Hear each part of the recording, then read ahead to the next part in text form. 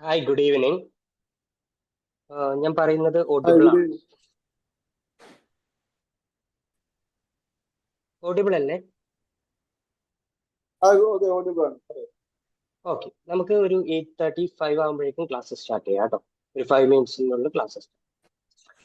Okay.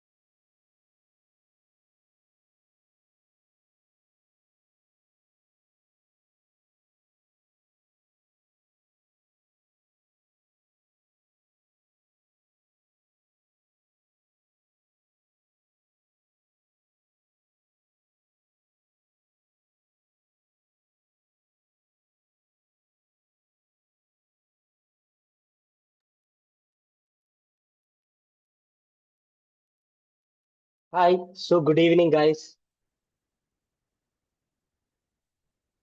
Hello. Hi, good evening. Yes. So first ഞാൻ എന്നെ തന്നെ ഒന്ന് പരിചയപ്പെടുത്താം. എൻ്റെ പേര് അനന്തു എന്നാണ്. Yeah. ഞാൻ ആക്ച്വലി കുറച്ച് വർഷമായിട്ട് ഈ ഒരു ടീച്ചിങ് ഫീൽഡിലുണ്ട്. ഞാൻ ആക്ച്വലി ACCA പാർട്ട് ക്വാളിഫൈഡ് ആണ്. കഴിഞ്ഞൊരു 8 months ആയിട്ട് ആക്ച്വലി ഈ ഒരു മെന്റൽ ഗ്ലോബൽ അക്കാഡമി എന്ന് പറഞ്ഞ ഇൻസ്റ്റിറ്റ്യൂഷനുമായിട്ട് കൊളാബറേറ്റ് ചെയ്തിട്ട് വർക്ക് ചെയ്യുന്നുണ്ട്. Okay, okay.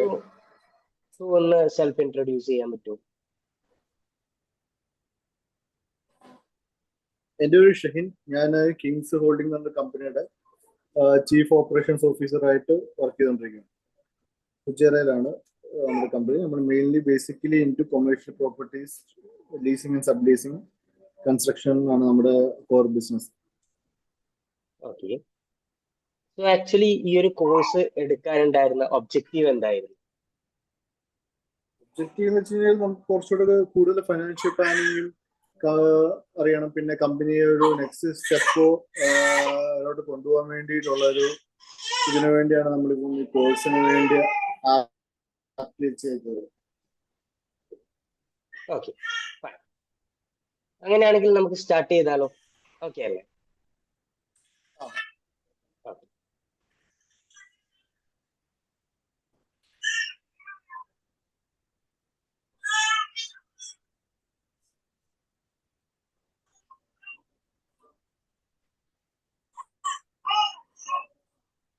എന്റെ സ്ക്രീൻ വിസിബിൾ ആണോ?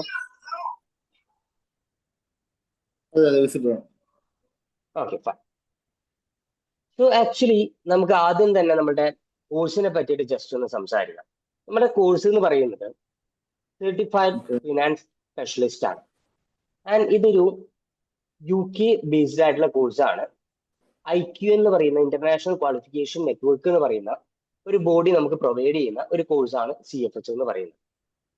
ആൻഡ് നമ്മൾ ഇതിന്റെ മെറ്റീരിയൽസിലേക്കും കാര്യങ്ങളൊക്കെ നോക്കുകയാണെങ്കിൽ ആക്ച്വലി CFSന്റെ ബോഡി തന്നെ നമുക്ക് 2 മെറ്റീരിയൽസ് പ്രൊവൈഡ് ചെയ്തിട്ടുണ്ട്.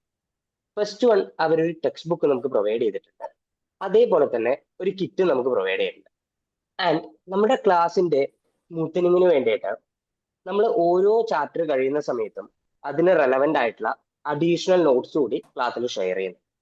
ഓക്കെ, സോ അതുകൊണ്ട് തന്നെ നിങ്ങളുടെ പഠിത്തം കുറച്ചുകൂടി ഈസി ആയിട്ട് മാറും. കാരണം നമ്മളുടെ ടെക്സ്റ്റിൽ എന്ന് പറയുന്നത് ഒരുപാട് ബൾക്ക് കണ്ടന്റ്സും കാര്യങ്ങളൊക്കെ ഉണ്ട്. സോ അത് മിനിമൈസ് ചെയ്തിട്ട് നിങ്ങളുടെ കംഫർട്ടിനനുസരിച്ച് സെറ്റ് ചെയ്തിരിക്കുന്ന ഒരു മെറ്റീരിയൽ കൂടി നിങ്ങൾക്ക് ഷെയർ ചെയ്യും. ഓക്കെ, നമ്മളുടെ എക്സാമിലേക്കും ബാക്കി കാര്യങ്ങൾക്കൊക്കെ പോകുന്ന സമയത്ത് ആക്ച്വലി നമ്മുടെ എക്സാം ഓൺ ഡിമാൻഡ് ആയിട്ട് വരുന്ന ഒരു എക്സാം ആണ്. ദാറ്റ് മീൻസ് നിങ്ങൾക്ക് ഏത് ടൈമിലും എവിടെ ഇരുന്ന് വേണമെങ്കിലും എഴുതാൻ പറ്റുന്ന ഒരു എക്സാം ആണ്. ആൻഡ് നമ്മുടെ എക്സാമിന്റെ സ്റ്റാൻഡേർഡ് ഡ്യൂറേഷനും കാര്യങ്ങളൊക്കെ നോക്കുന്നുണ്ടെങ്കിൽ 90 minutes ആണ് സ്റ്റാൻഡേർഡ് ഡ്യൂറേഷൻ ആയിട്ട് വരുന്നത്. ആൻഡ് നമുക്ക് 50 MCQs ആണ് ഈ ഒരു പെർട്ടിക്കുലർ CFS എന്ന് പറയുന്ന എക്സാമിൽ ഉണ്ടാവുക. ആൻഡ് ഒരു MCQന് നമുക്ക് 2 മാർക്ക് വെച്ചിട്ടാണ് ഉണ്ടാവുക.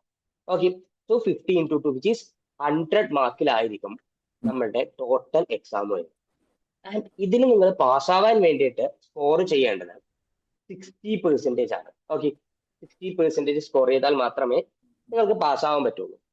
പക്ഷേ എനിക്ക് ഇപ്പൊ തന്നെ നിങ്ങൾക്ക് ഷുവർട്ടി തരാൻ പറ്റും, നമ്മുടെ ക്ലാസ് കഴിയുന്ന ദിവസം അത് കഴിഞ്ഞിട്ട് വിത്തിൻ 1 week നിങ്ങൾക്ക് എന്തായാലും എക്സാം എഴുതാൻ പറ്റും.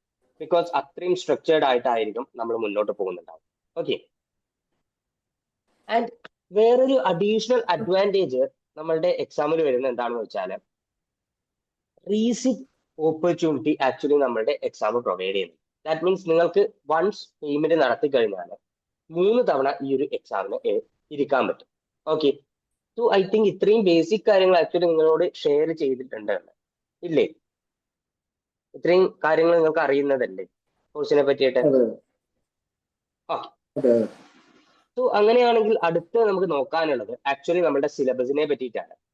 നമ്മുടെ സിലബസ് നമ്മൾ നോക്കുകയാണെങ്കിൽ ആദ്യത്തെ ഒരു 4 module, that means basic financial statement, company financial statement, statement of cash flow, interpretation of financial statement, ഇത് ആക്ച്വലി പ്യൂർലി അക്കൗണ്ടിങ്ങുമായിട്ട് റിലേറ്റ് ചെയ്തിട്ടുള്ള ടോപ്പിക്കാണ്. ഓക്കെ, ഈ 1, 2, 3, 4 എന്ന് പറയുന്നത് പ്യൂർലി അക്കൗണ്ടിങ്ങുമായിട്ട് റിലേറ്റ് ചെയ്തിട്ടില്ല. ആൻഡ് അത് കഴിഞ്ഞ് മൊഡ്യൂൾ 5 മുതൽ മൊഡ്യൂൾ 11 വരെ നിങ്ങൾ നോക്കിക്കഴിഞ്ഞാൽ കോസ്റ്റിംഗ് ആണ്. Okay, that means management accounting അല്ലെങ്കിൽ കോസ്റ്റിംഗുമായിട്ട് റിലേറ്റ് ചെയ്തിട്ടുള്ള പോർഷനാണ് വരുന്നത്. നോക്കിക്കഴിഞ്ഞാൽ തന്നെ നിങ്ങൾക്ക് മനസ്സിലാവും costing system, budgeting, standard costing, CVP analysis, financial decision making techniques, pricing, investment appraisal, ഇത്രയും പോർഷൻ കോസ്റ്റിംഗുമായിട്ട് റിലേറ്റ് ചെയ്തിട്ടുള്ളതാണ്. ആൻഡ് അതേപോലെ തന്നെ ഈ 12, 13, 14 നോക്കിക്കഴിഞ്ഞാൽ ആക്ച്വലി ഫിനാൻഷ്യൽ മാനേജ്മെന്റുമായിട്ട് റിലേറ്റ് ചെയ്തിട്ടുള്ള പോർഷനാണ്. അതിൽ ഐ തിങ്ക് ഇത്രയും ടോപ്പിക് അല്ലെങ്കിൽ ഇത്രയും പേര് ആക്ച്വലി നിങ്ങൾ കേട്ടിട്ടുണ്ടാവും. പക്ഷെ ഇസ്ലാമിക് ഫിനാൻസ് എന്ന് പറയുന്ന ഒരു സാധനം നിങ്ങൾ കേട്ടിട്ടുണ്ടോ? ഇസ്ലാമിക് ഫിനാൻസ് എന്ന് പറയുന്ന ഒരു എലമെന്റ് കേട്ടിട്ടുണ്ടോ മുന്നേ? ഇസ്ലാമിക് കേട്ടിട്ടുണ്ട് ഫിനാൻസ്. കേട്ടിട്ടുണ്ട്. ഓക്കെ. അതെ അതെ ആക്ച്വലി എവിടെയാണ് വർക്ക് ചെയ്യുന്നത്? എവിടെയാണ്? ദുബായിലാണ്? എവിടെയാണ് ഞാൻ ബേസ്? റിയൽ എവിടെയാണ്? എസ്റ്റേറ്റ് ഫീൽഡിലാണ്. Sorry, okay. ബേസ് എവിടെയാണ്? Place Dubai. Okay, fine. Okay. So ഇത്രയുമാണ് നമ്മുടെ കണ്ടന്റിനെ കുറിച്ച് നമുക്ക് പറയാനുള്ളത്. സോ കണ്ടന്റും അതേപോലെ തന്നെ എക്സാം പാറ്റേണും കാര്യങ്ങളൊക്കെ ക്ലിയർ ആണോ? ഓക്കെ ആണോ? ഓക്കെ. അങ്ങനെയാണെങ്കിൽ നമുക്ക് ഓക്കെ മുന്നോട്ട് ഓക്കെ ഓക്കെ. പൊക്കൂടെ? മുന്നോട്ട് പൊക്കൂടെ? ഓക്കെ അല്ലേ? ആ ഓക്കെ. സോ അങ്ങനെയാണെങ്കിൽ നമ്മൾ സ്റ്റാർട്ട് ചെയ്യുക നമ്മുടെ ഫസ്റ്റ് ചാപ്റ്റർ ആയിരിക്കുന്ന ബേസിക് ഫിനാൻഷ്യൽ സ്റ്റേറ്റ്മെന്റ് വെച്ചിട്ട് തന്നെയാണ്. ആക്ച്വലി ബേസിക് ഫിനാൻഷ്യൽ സ്റ്റേറ്റ്മെന്റ് ഭയങ്കര ഈസി ചാപ്റ്റർ ആണ്. അതുകൊണ്ട് തന്നെയാണ് നമ്മൾ ലൈക്ക് ഈ ഒരു ചാപ്റ്റർ വെച്ച് തന്നെ സ്റ്റാർട്ട് ചെയ്യുന്നത്. ബിക്കോസ് നിങ്ങൾ ഡേ ടു ഡേ ലൈഫിൽ കേൾക്കുന്ന കാര്യങ്ങൾ മാത്രമേ ഇതിന് നമുക്ക് പഠിക്കാനുള്ളൂ. ഓക്കെ. കുറച്ചുകൂടി ഇൻഡെപ്ത് ആയിട്ട് ഓക്കെ. വരുന്നത് ആക്ച്വലി നമ്മളുടെ കോസ്റ്റിംഗ് സിലബസിലേക്ക് വരുന്ന സമയത്താണ്. ഓക്കെ. നമുക്ക് സ്റ്റാർട്ട് ചെയ്യാം. ആ ഓക്കെ. സോ ആക്ച്വലി നമുക്ക് ഫസ്റ്റ് പറയാനുള്ളത് അക്കൗണ്ടിങ് കൺസെപ്റ്റിനെ പറ്റിയിട്ടാണ്. നമുക്കറിയാം നമ്മുടെ ഡേ ടു ഡേ ലൈഫിൽ നമ്മൾ ഡിഫറെന്റ് ടൈപ്പ് ഓഫ് അക്കൗണ്ടിങ് കൺസെപ്റ്റ്സുമായിട്ട് വർക്ക് ചെയ്യുന്നുണ്ട്. ഫോർ എക്സാമ്പിൾ ഇപ്പൊ പറഞ്ഞു ഒരു കമ്പനിയായിട്ട് പാർട്ടി ആയിട്ടാണ് വർക്ക് ചെയ്യുന്നത്. For example consider like this. നിങ്ങൾക്കറിയാം നിങ്ങളുടെ ബിസിനസ് കുറച്ചു വർഷത്തേക്ക് എന്തായാലും റൺ ചെയ്യില്ലേ? അല്ലെങ്കിൽ ഫോർ എക്സാമ്പിൾ ഞാൻ വെറുതെ പറയുന്നതാണ്, കുറച്ചു വർഷത്തേക്ക് എന്തായാലും റൺ ചെയ്യില്ലേ? അത് നിങ്ങൾക്ക് ഷുവർ അല്ലേ? ഒന്നുകൂടെ പറയാമോ? കേട്ടില്ല. ഓക്കെ. ഇത്രയേ ഉള്ളൂ. നിങ്ങളുടെ ബിസിനസ് കുറച്ച് വർഷത്തേക്കെങ്കിലും ആ മിനിമം റൺ ഉം. ചെയ്യുന്ന നിങ്ങൾക്ക് അഷുറൻസ് ഇല്ലേ? അതെ അതെ. യെസ്. ആ ഒരു അഷുറൻസ് ആക്ച്വലി നിങ്ങൾക്ക് വരാനുള്ള കാരണം തന്നെ ഒരു അക്കൗണ്ടിങ് പ്രിൻസിപ്പിൾ ആണ്. ആൻഡ് സിംപ്ലി അക്കൗണ്ടിങ് പ്രിൻസിപ്പിളിനെ നമുക്ക് ഗോയിങ് കൺസേൺ പ്രിൻസിപ്പിൾ എന്ന് പറയും. ഓക്കെ. അത് നമ്മൾ ഡീറ്റെയിലി പറയും. ഞാൻ ജസ്റ്റ് ഒന്ന് അക്കൗണ്ടിങ് കൺസെപ്റ്റ്സ് പറഞ്ഞപ്പം ജസ്റ്റ് ഒന്നൊരു ഇൻട്രോ ആയിട്ട് പറഞ്ഞത്. ഓക്കെ. സോ അങ്ങനെയാണെങ്കിൽ നമുക്ക് മുന്നോട്ട് പോകാം. ഓക്കെ അല്ലേ? അതെ അതെ. യാ. സോ അങ്ങനെയാണെങ്കിൽ അക്കൗണ്ടിങ് കൺസെപ്റ്റ്സിൽ ഫസ്റ്റ് ആയിട്ട് നമുക്ക് പറയാനുള്ളത് ഗോയിങ് കൺസേണിനെ പറ്റിയിട്ടാണ്. ഗോയിങ് കൺസേൺ എന്ന് പറഞ്ഞാൽ ഇത്രയേ ഉള്ളൂ. ഒരു ഫോർസിയബിൾ ഫ്യൂച്ചറിലേക്ക്, for example consider like this, next 12 മന്ത്സിലേക്കെങ്കിലും നിങ്ങളുടെ കയ്യിൽ ഒരു അസറ്റ്, ഫോർ എക്സാമ്പിൾ നിങ്ങളുടെ കയ്യിൽ ഒരു ലാൻഡ് ഉണ്ട്. ഓക്കെ. ഈ ഒരു ലാൻഡ് യൂസ് ചെയ്തിട്ട് ഒരു നെക്സ്റ്റ് 12 മന്ത്സിലേക്കെങ്കിലും നിങ്ങളുടെ ബിസിനസ് സ്മൂത്ത് ആയിട്ട് റൺ ചെയ്യാൻ പറ്റും എന്നൊരു ഐഡിയ നിങ്ങൾ ക്രിയേറ്റ് ചെയ്യുക. ഓക്കെ. ആൻഡ് അങ്ങനെ ക്രിയേറ്റ് ചെയ്യുന്ന ആ ഒരു ഐഡിയയുടെ പേരാണ് ഗോയിങ് കൺസേൺ. ഇത്രയേ ഉള്ളൂ. Going okay concern concept implies that business will continue operate for foreseeable future and there is no intention in order to close the company down or make drastic cutback. Okay. So ഈ land നിങ്ങൾ cell ചെയ്യുന്നില്ല, അല്ലെങ്കിൽ ഈ ഒരു land use ചെയ്തിട്ട് നിങ്ങളുടെ business നിങ്ങൾക്ക് മുന്നോട്ട് കൊണ്ടുപോകാൻ പറ്റും. ക്ലിയർ ആണോ? ക്ലിയർ ആണ്. ഫാസ്റ്റ് ആവുന്നുണ്ടോ ക്ലാസ്? സ്ലോ ഡൗൺ ചെയ്യണോ ഇല്ല കുറച്ച്? ഇല്ല. ഓക്കെ അല്ലേ? വേണ്ട വേണ്ട. Okay, fine. ആ സോ അങ്ങനെയാണെങ്കിൽ അടുത്ത പ്രിൻസിപ്പിൾ നമുക്ക് പറയാനുള്ളത് അക്രൂവൽ പ്രിൻസിപ്പിൾ ആണ്. നിങ്ങൾക്കറിയാം നിങ്ങൾ actually statement of financial position, അതേപോലെ തന്നെ statement of profit and loss, ഇങ്ങനെയുള്ള സ്റ്റേറ്റ്മെന്റ്സ് ഒക്കെ ഡെയിലി ബേസിൽ കാണുന്ന ആൾക്കാരുണ്ട് അതെ അല്ലേ? അതെ അതെ. യാ. സോ ആക്ച്വലി ഈ ഒരു സ്റ്റേറ്റ്മെന്റ്സിലൊക്കെ നിങ്ങൾ യൂസ് ചെയ്യുന്ന ഒരു പ്രിൻസിപ്പിൾ ഉണ്ട്. ഓക്കെ. ആ ഒരു പ്രിൻസിപ്പിളിന്റെ പേരാണ് അക്രൂവൽ പ്രിൻസിപ്പിൾ. ഇത്രയേ ഉള്ളൂ സംഭവം. നിങ്ങളുടെ കയ്യിൽ നിന്നും, അല്ലെങ്കിൽ നിങ്ങളൊരു ഗൂഡ് സെല്ല് ചെയ്യുന്നു. ഓക്കെ. നിങ്ങളൊരു ഗൂഡ് സെല്ല് ചെയ്യുന്നു. ആൻഡ് നിങ്ങൾ ഈ ഗൂഡ് സെല്ല് ചെയ്യുന്നത് ഒരു ക്രെഡിറ്റ് ബേസിസിലാണ്. ഓക്കെ. ഗൂഡ് സെല്ല് ചെയ്യുന്നത് ഒരു ക്രെഡിറ്റ് ബേസിസിലാണ്. നിങ്ങൾക്ക് 30 ദിവസം കഴിഞ്ഞിട്ട് മാത്രമേ ഈ ഒരു റവന്യൂ കയ്യിലേക്ക് വരൂ. പക്ഷേ നിങ്ങൾ വൺസ് ഈ ഗൂഡ് സെല്ല് ചെയ്യുന്ന സമയത്ത് തന്നെ നിങ്ങൾക്ക് ക്യാഷ് കളക്ട് ചെയ്യാനുള്ള ഒരു റൈറ്റ് കിട്ടുന്നില്ലേ? Right to collect the cash ഇല്ലേ? ഈ ഒരു അസംഷനാണ് ആക്ച്വലി നമ്മളെ അക്രൂവൽ കൺസെപ്റ്റ് എന്ന് പറയുന്നത്. സിംപ്ലി ഇത്രയേ ഉള്ളൂ. നമ്മളുടെ ഇൻകം അക്രൂ ആവുന്ന സമയത്തും അതേപോലെ തന്നെ നമ്മുടെ എക്സ്പെൻസസ് ഇൻകർ ആവുന്ന സമയത്തും നമ്മൾ ഇത് കൃത്യമായിട്ട് നോട്ട് ചെയ്യുന്നു. ഈ ഒരു ട്രാൻസാക്ഷനാണ് നമ്മൾ അക്രൂവൽ കൺസെപ്റ്റ് അല്ലെങ്കിൽ അക്രൂവൽ പ്രിൻസിപ്പിൾ എന്ന് പറയുന്നത്. ഓക്കെ ആണോ? ഓക്കെ. സോ നിങ്ങൾക്ക് നോട്ട് ചെയ്യണമെങ്കിൽ ജസ്റ്റ് ഒന്ന് നോട്ട് ചെയ്തോളൂ. ഐ തിങ്ക് ഈ ഐഡിയാസ് ഒക്കെ നിങ്ങൾക്ക് ഓൾറെഡി അറിയുന്നതല്ലേ, നോട്ട് ചെയ്യേണ്ട ആവശ്യമില്ലല്ലോ. ഓക്കെ. സോ അങ്ങനെയാണെങ്കിൽ അടുത്ത് നമുക്ക് നോക്കാനുള്ളത് പ്രുഡൻസ് കൺസെപ്റ്റ് ആണ്. പ്രുഡൻസ് കൺസെപ്റ്റ് എന്ന് വെച്ചാൽ ഇത്രയേ ഉള്ളൂ. ആക്ച്വലി നിങ്ങൾ ഈ SOFP അല്ലെങ്കിൽ SOPLൊക്കെ ഒരു ട്രാൻസാക്ഷൻ അല്ലെങ്കിൽ ഒരു അസറ്റ് നമുക്ക് വരുന്നത്. ഈ അസറ്റ് നിങ്ങൾ നോട്ട് ചെയ്യുന്ന സമയത്ത് അവിടെ ഒരുപാട് അൺസർട്ടേണിറ്റി എലമെന്റ്സ് ഉണ്ടാവും. ഓക്കെ, നമുക്ക് ജഡ്ജ് ചെയ്യാൻ പറ്റാത്ത ഒരുപാട് അൺസർട്ടേണിറ്റി എലമെന്റ് ഉണ്ടാവും. ആൻഡ് ഈ ഒരു അൺസർട്ടേണിറ്റി എലമെന്റ് ഒരു പരിധി വരെ നിങ്ങൾക്ക് നിയന്ത്രിച്ചു കൊണ്ടുപോകാൻ വേണ്ടിയിട്ടാണ്, നിങ്ങൾക്ക് കൃത്യമായിട്ടുള്ള ജഡ്ജ്മെന്റ് എടുക്കാൻ വേണ്ടിയിട്ടാണ് നമ്മൾ യൂസ് ചെയ്യുന്ന ഒരു കൺസെപ്റ്റ് ആണ് പ്രുഡൻസ് കൺസെപ്റ്റ്. ഓക്കെ ആണോ? ഒന്നുകൂടി റിപ്പീറ്റ് ചെയ്യണോ? ഒന്നുകൂടി റിപ്പീറ്റ് ചെയ്യാം. Of course, no problem. ഇപ്പം നിങ്ങളൊരു കമ്പനി ഓപ്പറേറ്റ് ചെയ്യുവാണ്. ആൻഡ് ആ ഒരു കമ്പനിയിൽ നിങ്ങൾക്ക് അസറ്റ്, അതേപോലെ തന്നെ ഇൻകംസ്, അതേപോലെ തന്നെ ലയബിലിറ്റീസ്, എക്സ്പെൻസ് ഒക്കെ വരുമല്ലോ. അതൊക്കെ അറിയാലോ. ആൻഡ് ചില കേസസിൽ നിങ്ങൾ ഈ അസറ്റ് നോട്ട് ചെയ്യുന്ന സമയത്ത് ഈ ഒരു അസറ്റിന്റെ വാല്യൂ ഓവർ സ്റ്റേറ്റ് ആവാനുള്ള സാധ്യതയുണ്ട്. ദാറ്റ് മീൻസ് അസറ്റിന്റെ വാല്യൂ ഒരു കാരണവും ഇല്ലാണ്ട് നിങ്ങൾ നോട്ട് ചെയ്യുന്ന സമയത്ത് എന്തോ ഒരു എറർ സംഭവിച്ചത് കൊണ്ട് തന്നെ കൂടാൻ ചാൻസ് ഉണ്ട്. ഓക്കെ, നിങ്ങൾക്ക് അറിയില്ല അത് എന്തുകൊണ്ടാണ്. ആൻഡ് ഈ ഒരു എറർ ഒരു പരിധി വരെ നിങ്ങൾക്ക് നിയന്ത്രിക്കാൻ വേണ്ടിയിട്ട് നിങ്ങൾക്ക് ഈ ഒരു ട്രാൻസാക്ഷൻ റെക്കോർഡ് ചെയ്യുന്ന സമയത്ത് യൂസ് ചെയ്യാൻ പറ്റുന്ന ഒരു കൺസെപ്റ്റ് ആണ് പ്രുഡൻസ് കൺസെപ്റ്റ് എന്ന് പറയുന്നത്. ദാറ്റ് മീൻസ് നിങ്ങൾക്ക് കൃത്യമായിട്ടുള്ള ജഡ്ജ്മെന്റ് എടുക്കാൻ വേണ്ടിയിട്ട് യൂസ് ചെയ്യാൻ പറ്റുന്നത്. ഓക്കെ ആണോ? ഓക്കെ ആണോ? ഡൗട്ട് ഉണ്ടോ? ഓക്കെ. ക്ലാരിറ്റി വന്നിട്ടില്ല. ക്ലിയർ ആയില്ല? എക്സാമ്പിൾ വല്ലതും വെച്ചിട്ട് പറയാം. എന്താണ്? ഓക്കെ, എക്സാമ്പിൾ വെച്ച് പറഞ്ഞുതരാം. No problem. Yes.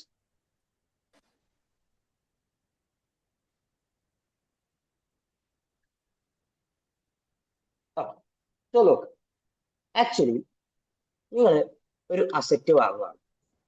Four example നിങ്ങളൊരു പ്ലാന്റ് വാങ്ങുകയാണ്. ഓക്കെ, ഈ പ്ലാന്റ് ആക്ച്വലി നിങ്ങൾക്ക് നിങ്ങളുടെ SOFPയിൽ നോട്ട് ചെയ്യണം, അല്ലെങ്കിൽ ഒരു ട്രാൻസാക്ഷൻ ആയിട്ട് നോട്ട് ചെയ്യണം.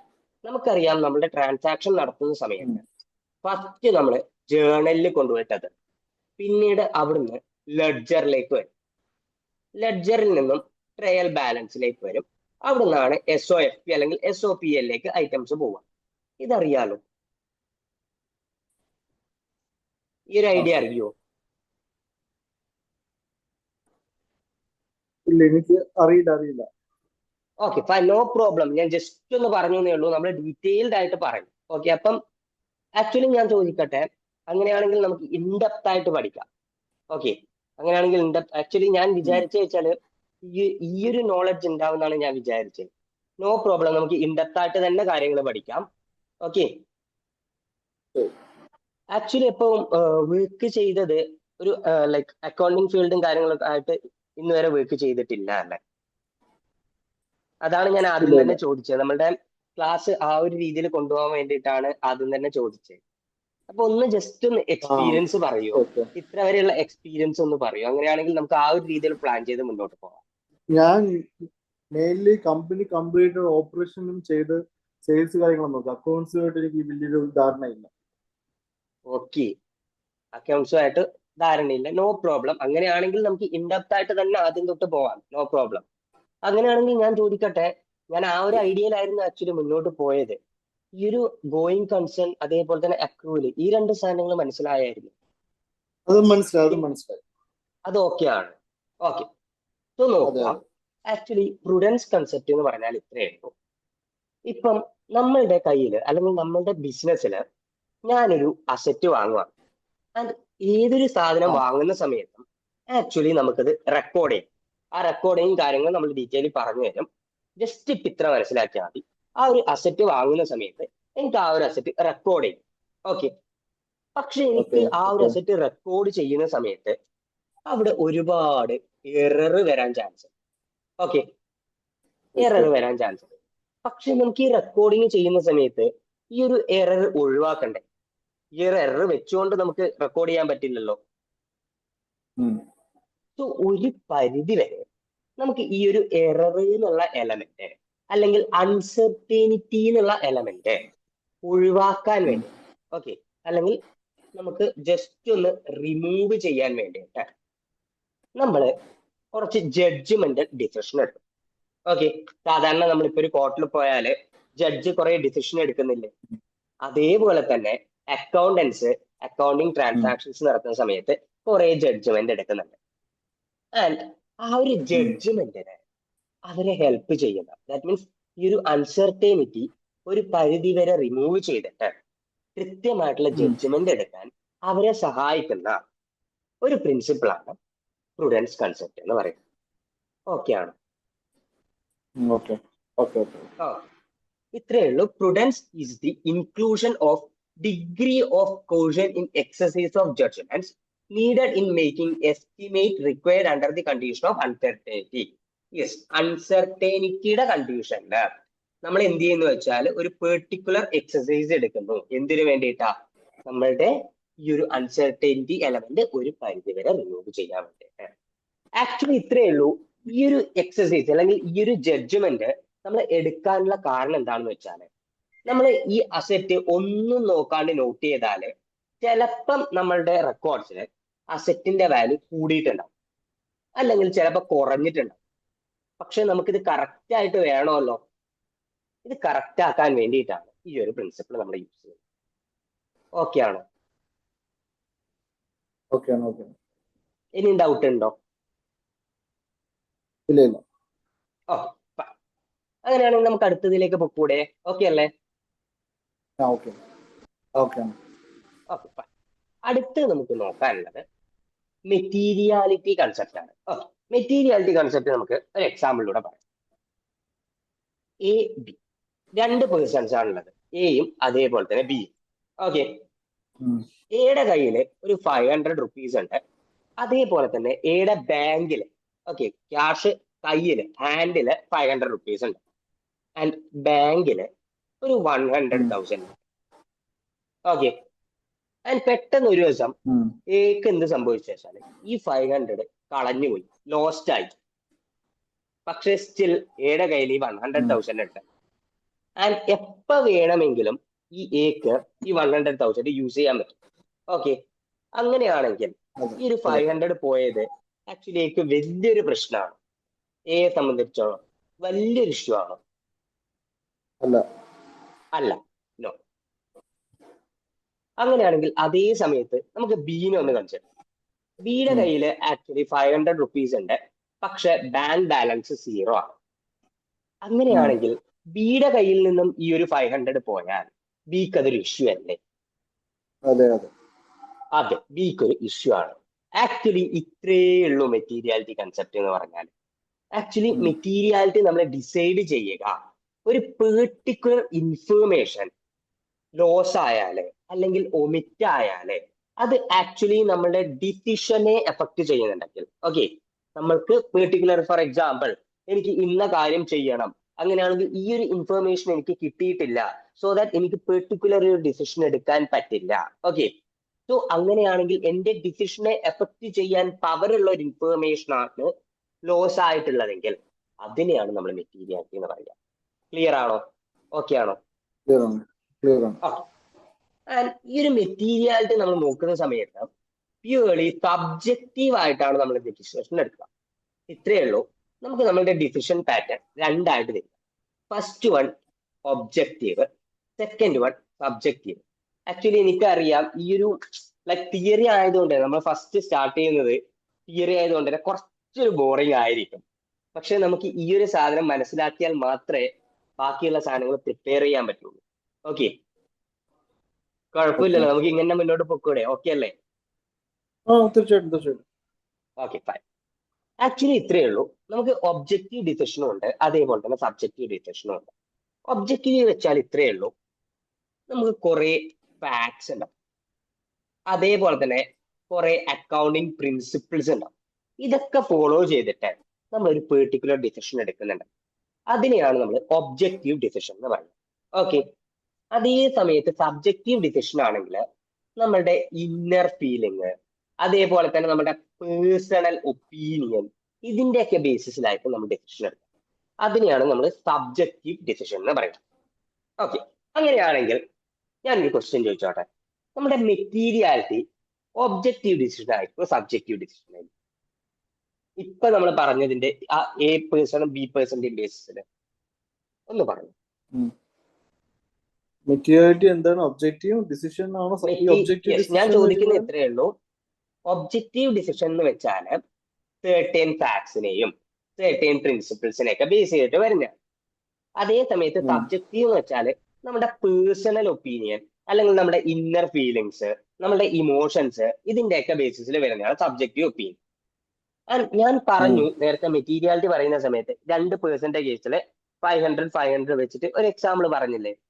അങ്ങനെയാണെങ്കിൽ അതും ഈ ഒരു ഒബ്ജക്റ്റീവും സബ്ജക്റ്റീവും ഒന്ന് കണക്ട് ആക്കിയിട്ട് നമ്മുടെ മെറ്റീരിയാലിറ്റി എന്ന് പറയുന്നത് ഒബ്ജക്റ്റീവ് ഡിസിഷൻ ആണോ സബ്ജക്റ്റീവ് ഡിസിഷൻ ആണോ ഒന്ന് പറയാൻ പറ്റുമോ? എനിക്ക് തോന്നുന്നു ഒബ്ജക്റ്റീവ് ആണ്. ഒബ്ജക്റ്റീവ് ആണോ? ലൈക്ക് ഒന്ന് ചിന്തിച്ചു നോക്കിയേ. ആക്ച്വലി ഇത്രയേ ഉള്ളൂ. ഞാൻ നേരത്തെ 2% കേസ് അല്ലേ പറഞ്ഞേ? ഇയാളുടെ ഒപ്പീനിയൻ ആയിരുന്നോ ഇയാൾക്ക്? എയുടെ ഒപ്പീനിയൻ ആയിരുന്നോ ബിക്ക്? അല്ല, എയുടെ ഒപ്പീനിയൻ ആയിരുന്നില്ലല്ലോ ബിക്ക്. സോ അത് ആക്ച്വലി ഒരു പേഴ്സണൽ ഒപ്പീനിയൻ അല്ലേ? പേഴ്സണൽ ഒപ്പീനിയൻ എന്ന് പറയുന്ന കാറ്റഗറി ഏതിലാ വരുന്നത്? സബ്ജക്റ്റീവിലല്ലേ? ഫോളോ ചെയ്യാൻ പറ്റുന്നുണ്ടോ? കുഴപ്പമുണ്ടോ? സ്പീഡ് ആവുന്നുണ്ടോ? ഇല്ല, സ്പീഡ് ആവുന്നില്ല. ഓക്കെ, ഒന്ന് ഇങ്ങനത്തെ കാര്യങ്ങൾ അറിയില്ലെങ്കിൽ ജസ്റ്റ് ഒന്ന് നോട്ട് ചെയ്ത് വെച്ചോളൂ കേട്ടോ. കാരണം ഇതൊക്കെ നമ്മളുടെ അക്കൗണ്ടിങ്ങിന്റെ ബേസിക്സ് ആണ്. ഈ ഒരു സബ്ജക്റ്റീവ് ഡിസിഷൻസ്, അതേപോലെ തന്നെ ഒബ്ജക്റ്റീവ് ഡിസിഷൻസ് ഒക്കെ ബേസിക്സ് ആണ്. ഓക്കെ, വേണമെങ്കിൽ ഒന്ന് ജസ്റ്റ് നോട്ട് ചെയ്ത് വെച്ചോളൂ. ഓക്കെ, നോട്ട് ചെയ്തോ? നോട്ട് ചെയ്യുന്നുണ്ടോ? നോട്ട് ചെയ്യുന്നുണ്ട്. ഓക്കെ, ഒന്നുകൂടി പറയണോ വേണമെങ്കിൽ ഒബ്ജക്റ്റീവും സബ്ജക്റ്റീവും? ഒന്നുകൂടി പറയാം. ഓക്കെ, പറയാം, നോ പ്രോബ്ലം. ഒബ്ജക്റ്റീവ് ഡിസിഷൻ എന്ന് വെച്ചാൽ നമ്മളുടെ 13 ഫാക്ട്സ്, അതേപോലെ തന്നെ 13 പ്രിൻസിപ്പിൾസ്, അങ്ങനെയുള്ള കാര്യങ്ങളുടെ ബേസിലായിരിക്കും നമ്മൾ ആ ഒരു ഡിസിഷൻ എടുക്കുക. ഈ ഒരു പ്രിൻസിപ്പിൾ എന്ന് പറയുന്നത് ആക്ച്വലി ഇങ്ങനെ ചിന്തിക്കേണ്ടേ ഉള്ളൂ. നമ്മളൊരു അക്കൗണ്ടിങ് റെക്കോർഡ് പ്രിപ്പയർ ചെയ്യുന്ന സമയത്ത് ആക്ച്വലി നമ്മുടെ UK ബേസ്ഡ് ആയിട്ട് നോക്കുന്ന സമയത്ത് ഓരോ ട്രാൻസാക്ഷൻസും നമ്മൾ റെക്കോർഡ് ചെയ്യുന്ന സമയത്ത് ഒരു പെർട്ടിക്കുലർ ഒബ്ജക്റ്റീവ് അല്ലെങ്കിൽ ഒരു പെർട്ടിക്കുലർ ഓർഗനൈസേഷന്റെ ഗവേണിംഗ് റൂള് നമ്മൾ ഫോളോ ചെയ്യുന്നു. ഇപ്പൊ നമ്മുടെ ഇന്ത്യയുടെ കേസ് നോക്കുവാണെങ്കിൽ SCBI എന്ന് പറഞ്ഞിട്ട് നമുക്കൊരു ഓർഗനൈസേഷൻ ഉണ്ട്. ഓക്കെ, അതേ സമയത്ത് നമ്മളുടെ UK നോക്കുവാണെങ്കിൽ IFRS എന്ന് പറഞ്ഞിട്ട് ഒരു ബോഡി ഉണ്ട്. ഐ തിങ്ക് IFRS കേട്ടിട്ടുണ്ടോ മുന്നേ? IFRS എന്ന് പറഞ്ഞാൽ ഇന്റർനാഷണൽ ഫിനാൻഷ്യൽ റിപ്പോർട്ടിംഗ് സ്റ്റാൻഡേർഡ് ആണ്. ഈ ഒരു സ്റ്റാൻഡേർഡ് ഫോളോ ചെയ്തിട്ടാണ് നമ്മൾ ഓരോ അക്കൗണ്ടിങ് ട്രാൻസാക്ഷൻസും റെക്കോർഡ് ചെയ്യുന്നത്. ഓക്കെ, സോ ഒബ്ജക്റ്റീവിന്റെ കേസിൽ നമ്മൾ നോക്കുവാണെങ്കിൽ ഈ ഒരു പ്രിൻസിപ്പിൾ എന്ന് പറയുന്നത് ആക്ച്വലി നമ്മുടെ അക്കൗണ്ടിങ് റെക്കോർഡ്സും കാര്യങ്ങളൊക്കെയാണ്, അല്ലെങ്കിൽ റിപ്പോർട്ടിങ്ങും കാര്യങ്ങളൊക്കെയാണ്. അതേ സമയത്ത് സബ്ജക്റ്റീവിലേക്ക് പോകുന്ന സമയത്ത് ഒരു പേഴ്സന്റെ ഇന്നർ ഫീലിങ്സ്, അതേപോലെ തന്നെ ഇന്നർ ഇമോഷൻസ്, അതേപോലെ തന്നെ പേഴ്സണൽ ഒപ്പീനിയൻസ്, ഇതിന്റെയൊക്കെ ബേസിസിൽ നമ്മളൊരു ഡിസിഷൻ എടുക്കുന്നുണ്ടെങ്കിൽ അതിനെയാണ് നമ്മൾ സബ്ജക്റ്റീവ് ഡിസിഷൻ എന്ന് പറയുന്നത്. ഓക്കെ ആണോ? ഓക്കെ, നോട്ട് ചെയ്തോ? ഓക്കെ, അങ്ങനെയാണെങ്കിൽ മെറ്റീരിയാലിറ്റി ഏത് എക്സാമ്പിൾ ആണ്? Subjective decisions. Yes, subjective decision example ആണ് മെറ്റീരിയൽ. ഓക്കെ, അങ്ങനെയാണ് മെറ്റീരിയാലിറ്റി ക്ലിയർ അല്ലേ? അടുത്തതിലേക്ക് പൊക്കോട്ടെ. അതെ പോവാം. ഓക്കെ ഓക്കെ, അടുത്ത് നമുക്ക് നോക്കാനുള്ളത് other qualities of useful accounting information ആണ്. നമ്മുടെ അക്കൗണ്ടിങ് ഇൻഫർമേഷന്റെ കേസിൽ ബാക്കി എന്തൊക്കെ ക്വാളിറ്റീസ് ആണ് നമുക്ക് യൂസ് ആയിട്ട് വരുന്നത്, അതാണ് നമുക്ക് അടുത്ത് നോക്കാനുള്ളത്. ആൻഡ് അടുത്ത പറയുന്ന 5 എണ്ണവും ഭയങ്കര important. Okay, very important. Okay, so നോക്കുക. ഫസ്റ്റ് വൺ എന്ന് പറയുന്നത് റെലവൻസ് ആണ്. റെലവൻസ് എന്ന് പറഞ്ഞാൽ ഇത്രയേ ഉള്ളൂ. ഞാനിപ്പം നിങ്ങൾക്ക് ഒരു ഡിസിഷൻ അല്ലെങ്കിൽ ഒരു ഇൻഫർമേഷൻ പാസ് ചെയ്യുന്നു. ഫോർ എക്സാമ്പിൾ, നമ്മുടെ മെറ്റീരിയാലിറ്റി എന്ന് പറയുന്ന ഒരു ഇൻഫർമേഷൻ ഞാൻ പാസ് ചെയ്യുന്നു. നാളെ നിങ്ങളോട് വേറൊരാൾ വന്നിട്ട് ചോദിച്ചാല് നിങ്ങൾക്ക് പറഞ്ഞു കൊടുക്കാൻ പറ്റില്ലേ എന്താണ് മെറ്റീരിയാലിറ്റി എന്ന്? ആക്ച്വലി ഞാനൊരു റെലവെന്റ് ആയിട്ടുള്ള ഇൻഫർമേഷൻ അല്ലേ, അല്ലെങ്കിൽ ക്ലിയർ ആയിട്ടുള്ള ഒരു ഇൻഫർമേഷൻ അല്ലേ നിങ്ങൾക്ക് പാസ് ചെയ്തിട്ടുള്ളത്? സോ ദാറ്റ് നിങ്ങൾക്ക് അത് യൂസ് ചെയ്യാൻ പറ്റില്ലേ നാളെ ഒരാൾ വന്ന് ചോദിച്ചാൽ, അല്ലെങ്കിൽ നാളെ നിങ്ങളുടെ ബിസിനസ് വരുന്ന സമയത്ത്? സോ റെലവൻസ് എന്ന് പറഞ്ഞാൽ ഇത്രയേ ഉള്ളൂ. നമ്മൾക്ക് എന്താണോ യൂസ്, ആ യൂസ് സാറ്റിസ്ഫൈ ചെയ്യാൻ പറ്റും. ആൻഡ് ആ ഒരു പെർട്ടിക്കുലർ ഇൻഫർമേഷൻ നിങ്ങൾക്ക് കിട്ടുന്നത് കൊണ്ട് തന്നെ നിങ്ങളുടെ ഡിസിഷൻ പവറിനെ ആ ഒരു ഇൻഫർമേഷൻ എഫക്ട് ചെയ്യും. ക്ലിയർ ആണോ? 2 പോയിന്റേ ഉള്ളൂ റെലവൻസിന്റെ കേസിൽ. ഫസ്റ്റ് വൺ, നിങ്ങൾക്ക് യൂസ് ചെയ്യാൻ പറ്റുന്ന അല്ലെങ്കിൽ നിങ്ങളുടെ നീഡ് സാറ്റിസ്ഫൈ ചെയ്യാൻ പറ്റുന്ന ഒരു ഇൻഫർമേഷൻ ആണ്. അതാണ് first point. Okay, second point എന്ന് പറഞ്ഞാൽ ആ ഒരു ഇൻഫർമേഷൻ നിങ്ങളുടെ പെർട്ടിക്കുലർ ഡിസിഷനെ എഫക്ട് ചെയ്യാൻ പറ്റുന്ന ഒരു ഡിസിഷൻ ആയിരിക്കും, അല്ലെങ്കിൽ ഒരു ഇൻഫർമേഷൻ ആയിരിക്കും. ഓക്കെ ആണോ? മനസ്സിലായി. അങ്ങനെയാണെങ്കിൽ അടുത്തതിലേക്ക് പൊക്കോട്ടെ. ഓക്കെ, അടുത്ത് നമുക്ക് നോക്കാനുള്ളത് അണ്ടർസ്റ്റാൻഡബിലിറ്റി. അണ്ടർസ്റ്റാൻഡബിലിറ്റി എന്ന് പറഞ്ഞാൽ ഇത്രയേ ഉള്ളൂ. ഞാൻ നിങ്ങൾക്ക് നേരത്തെ മെറ്റീരിയാലിറ്റി എന്ന് പറയുന്ന സാധനം പറഞ്ഞു തന്നത് ആക്ച്വലി ഒരു എക്സാമ്പിൾ യൂസ് ചെയ്തിട്ടല്ലേ? സോ ആ ഒരു എക്സാമ്പിൾ ഉണ്ടായത് കൊണ്ട് തന്നെ നമ്മൾക്ക് കുറച്ചുകൂടി ഒരു ഐഡിയ കിട്ടിയില്ലേ അതിനെ പറ്റിയിട്ട്? സോ നമ്മൾ കൊടുക്കുന്ന ഇൻഫർമേഷൻ ക്ലിയറും അതേപോലെ തന്നെ കൺസൈസും ആയിരിക്കണം. ഒരിക്കലും അതിന്റെ യൂസറിനെ കുഴപ്പിക്കാൻ പാടില്ല. ക്ലിയർ ആയിട്ട് അയാൾക്ക് മനസ്സിലായിരിക്കണം എന്താണ് നമ്മൾ പറഞ്ഞു കൊടുക്കുന്നത്. ഓക്കെ അല്ലേ? അതാണ് സിംപ്ലി അണ്ടർസ്റ്റാൻഡബിലിറ്റി. സാധാരണ നമ്മുടെ ഇംഗ്ലീഷ് ഡിക്ഷണറിയിൽ എന്താണോ അണ്ടർസ്റ്റാൻഡബിലിറ്റി പറയുന്നത്, സെയിം മീനിങ് തന്നെയാണ്. ഓക്കെ അല്ലേ? അടുത്ത് നമുക്ക് നോക്കാനുള്ളത് ഫെയർ പ്രസന്റേഷൻ അല്ലെങ്കിൽ ഫെയ്ത്ത്ഫുൾ റെപ്രസെന്റേഷനെ പറ്റിയാണ്. അത് ഇത്രയേ ഉള്ളൂ. ആക്ച്വലി ഞാൻ നേരത്തെ IFRS എന്ന് പറഞ്ഞിട്ട് ഒരു ബോഡിയെ പറ്റി പറഞ്ഞിട്ടുണ്ടായിരുന്നില്ലേ? IFRS പ്രകാരം നമ്മൾ ഒരു സ്റ്റേറ്റ്മെന്റ് പ്രിപ്പയർ ചെയ്യുന്ന സമയത്ത്, ഫോർ എക്സാമ്പിൾ നമ്മുടെ സ്റ്റേറ്റ്മെന്റ് ഓഫ് ഫിനാൻഷ്യൽ പൊസിഷൻ എന്ന് പറയുന്ന ഒരു സ്റ്റേറ്റ്മെന്റ് നമ്മൾ പ്രിപ്പയർ ചെയ്യുന്ന സമയത്ത് ചില റൂൾസ് ആൻഡ് റെഗുലേഷൻസ് നമ്മൾ ഫോളോ ചെയ്യും. ഓക്കെ, സോ ഈ റൂൾസ് ആൻഡ് റെഗുലേഷൻസ് ഫോളോ ചെയ്താൽ മാത്രമേ ആ ഒരു ഇൻഫർമേഷൻ നമ്മൾ ഫെയർ ആയിട്ട് പ്രസന്റ് ചെയ്തു അല്ലെങ്കിൽ ഫെയ്ത്ത്ഫുൾ ആയിട്ട് റെപ്രസെന്റ് ചെയ്തു എന്ന് നമുക്ക് പറയാൻ പറ്റൂ. ഓക്കെ, ക്ലിയർ ആണോ? അതെങ്ങനെയാണ്, അല്ലെങ്കിൽ നമ്മുടെ SOFP എങ്ങനെയാണ്? അതായത് നമ്മള് ഓരോ കാര്യങ്ങളുടെ നിയമങ്ങള് കറക്റ്റായിട്ട് ഫോളോ ചെയ്യണം അല്ലേ? യെസ്, കൃത്യമായിട്ട് എന്താണോ നമ്മളോട് ഒരു പെർട്ടിക്കുലർ ബോഡി പറയുന്നത് അത് നമ്മൾ ഫോളോ ചെയ്യണം. ഓക്കെ, ഫോർ എക്സാമ്പിൾ ഇവിടെ നോക്കാം.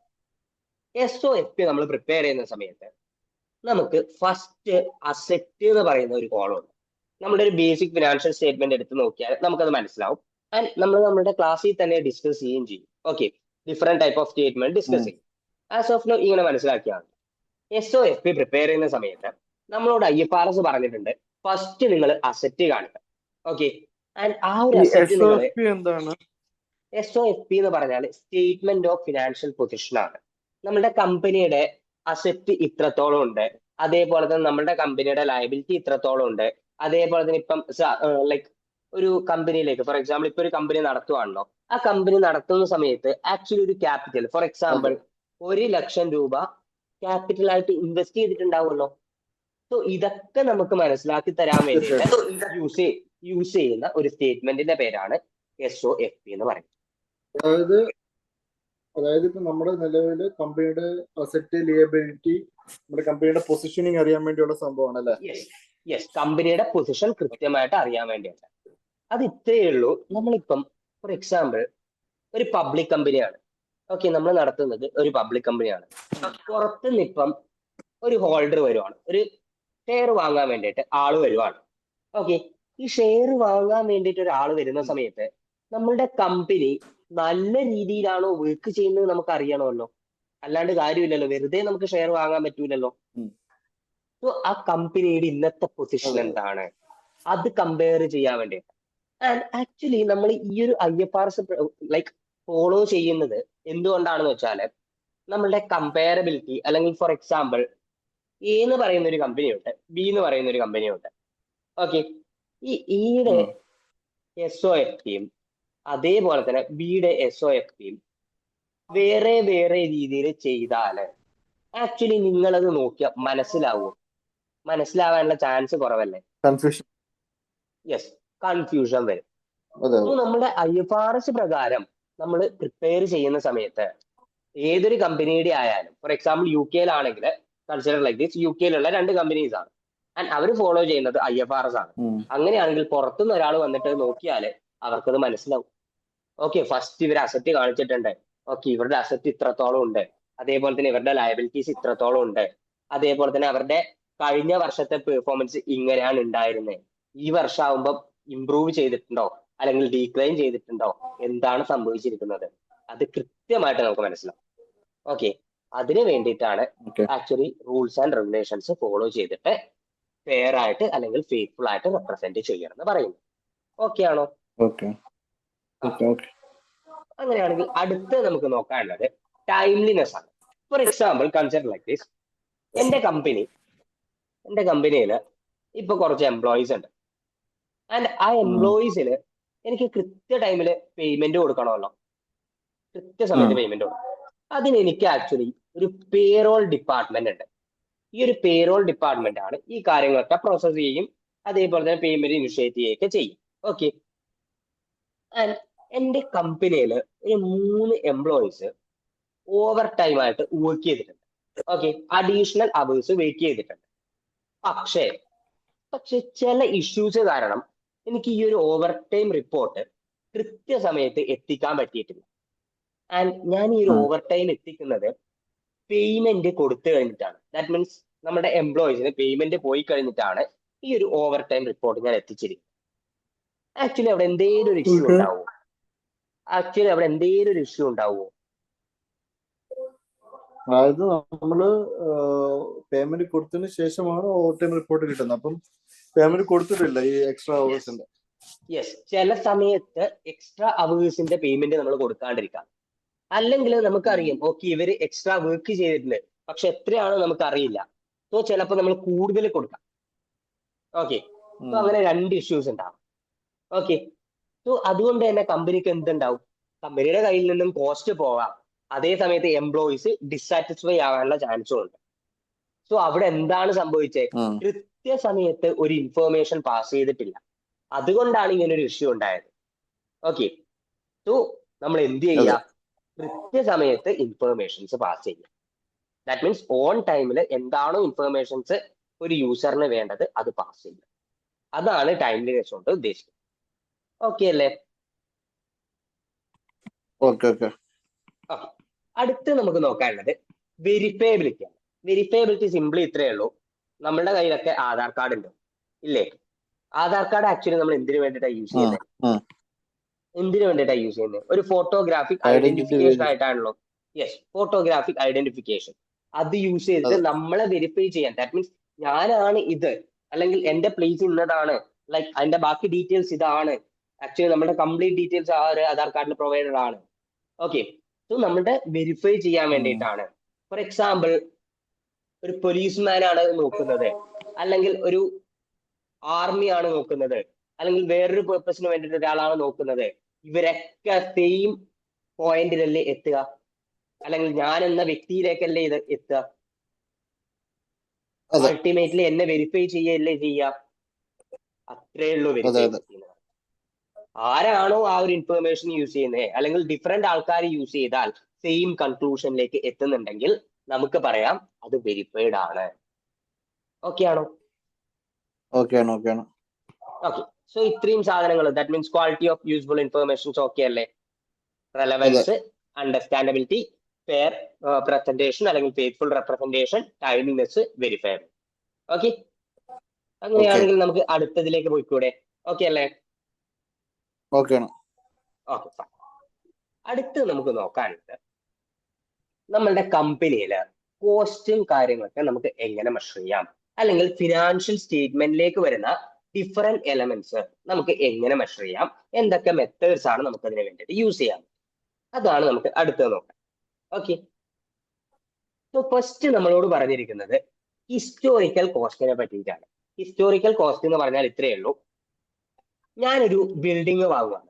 ഓക്കെ, ഞാനൊരു ബിൽഡിംഗ് വാങ്ങുവാണ്. ആൻഡ് ആ ഒരു ബിൽഡിംഗ് ഞാൻ വാങ്ങുന്നത് ഒരു 1 lakh rupees യൂസ് ചെയ്തിട്ടാണ്. ഓക്കെ, ഈ 1 lakh rupeesന് ആക്ച്വലി ഇൻവോയ്സ് ജനറേറ്റ് ആവുന്നുണ്ട്. അതേപോലെ തന്നെ ഞാൻ ഇതിന്റെ ബുക്സിൽ റെക്കോർഡ് ചെയ്യുന്നുണ്ട്. ഓക്കെ, ഇത്രയും കാര്യങ്ങൾ ആക്ച്വലി നടക്കുന്നുണ്ട്.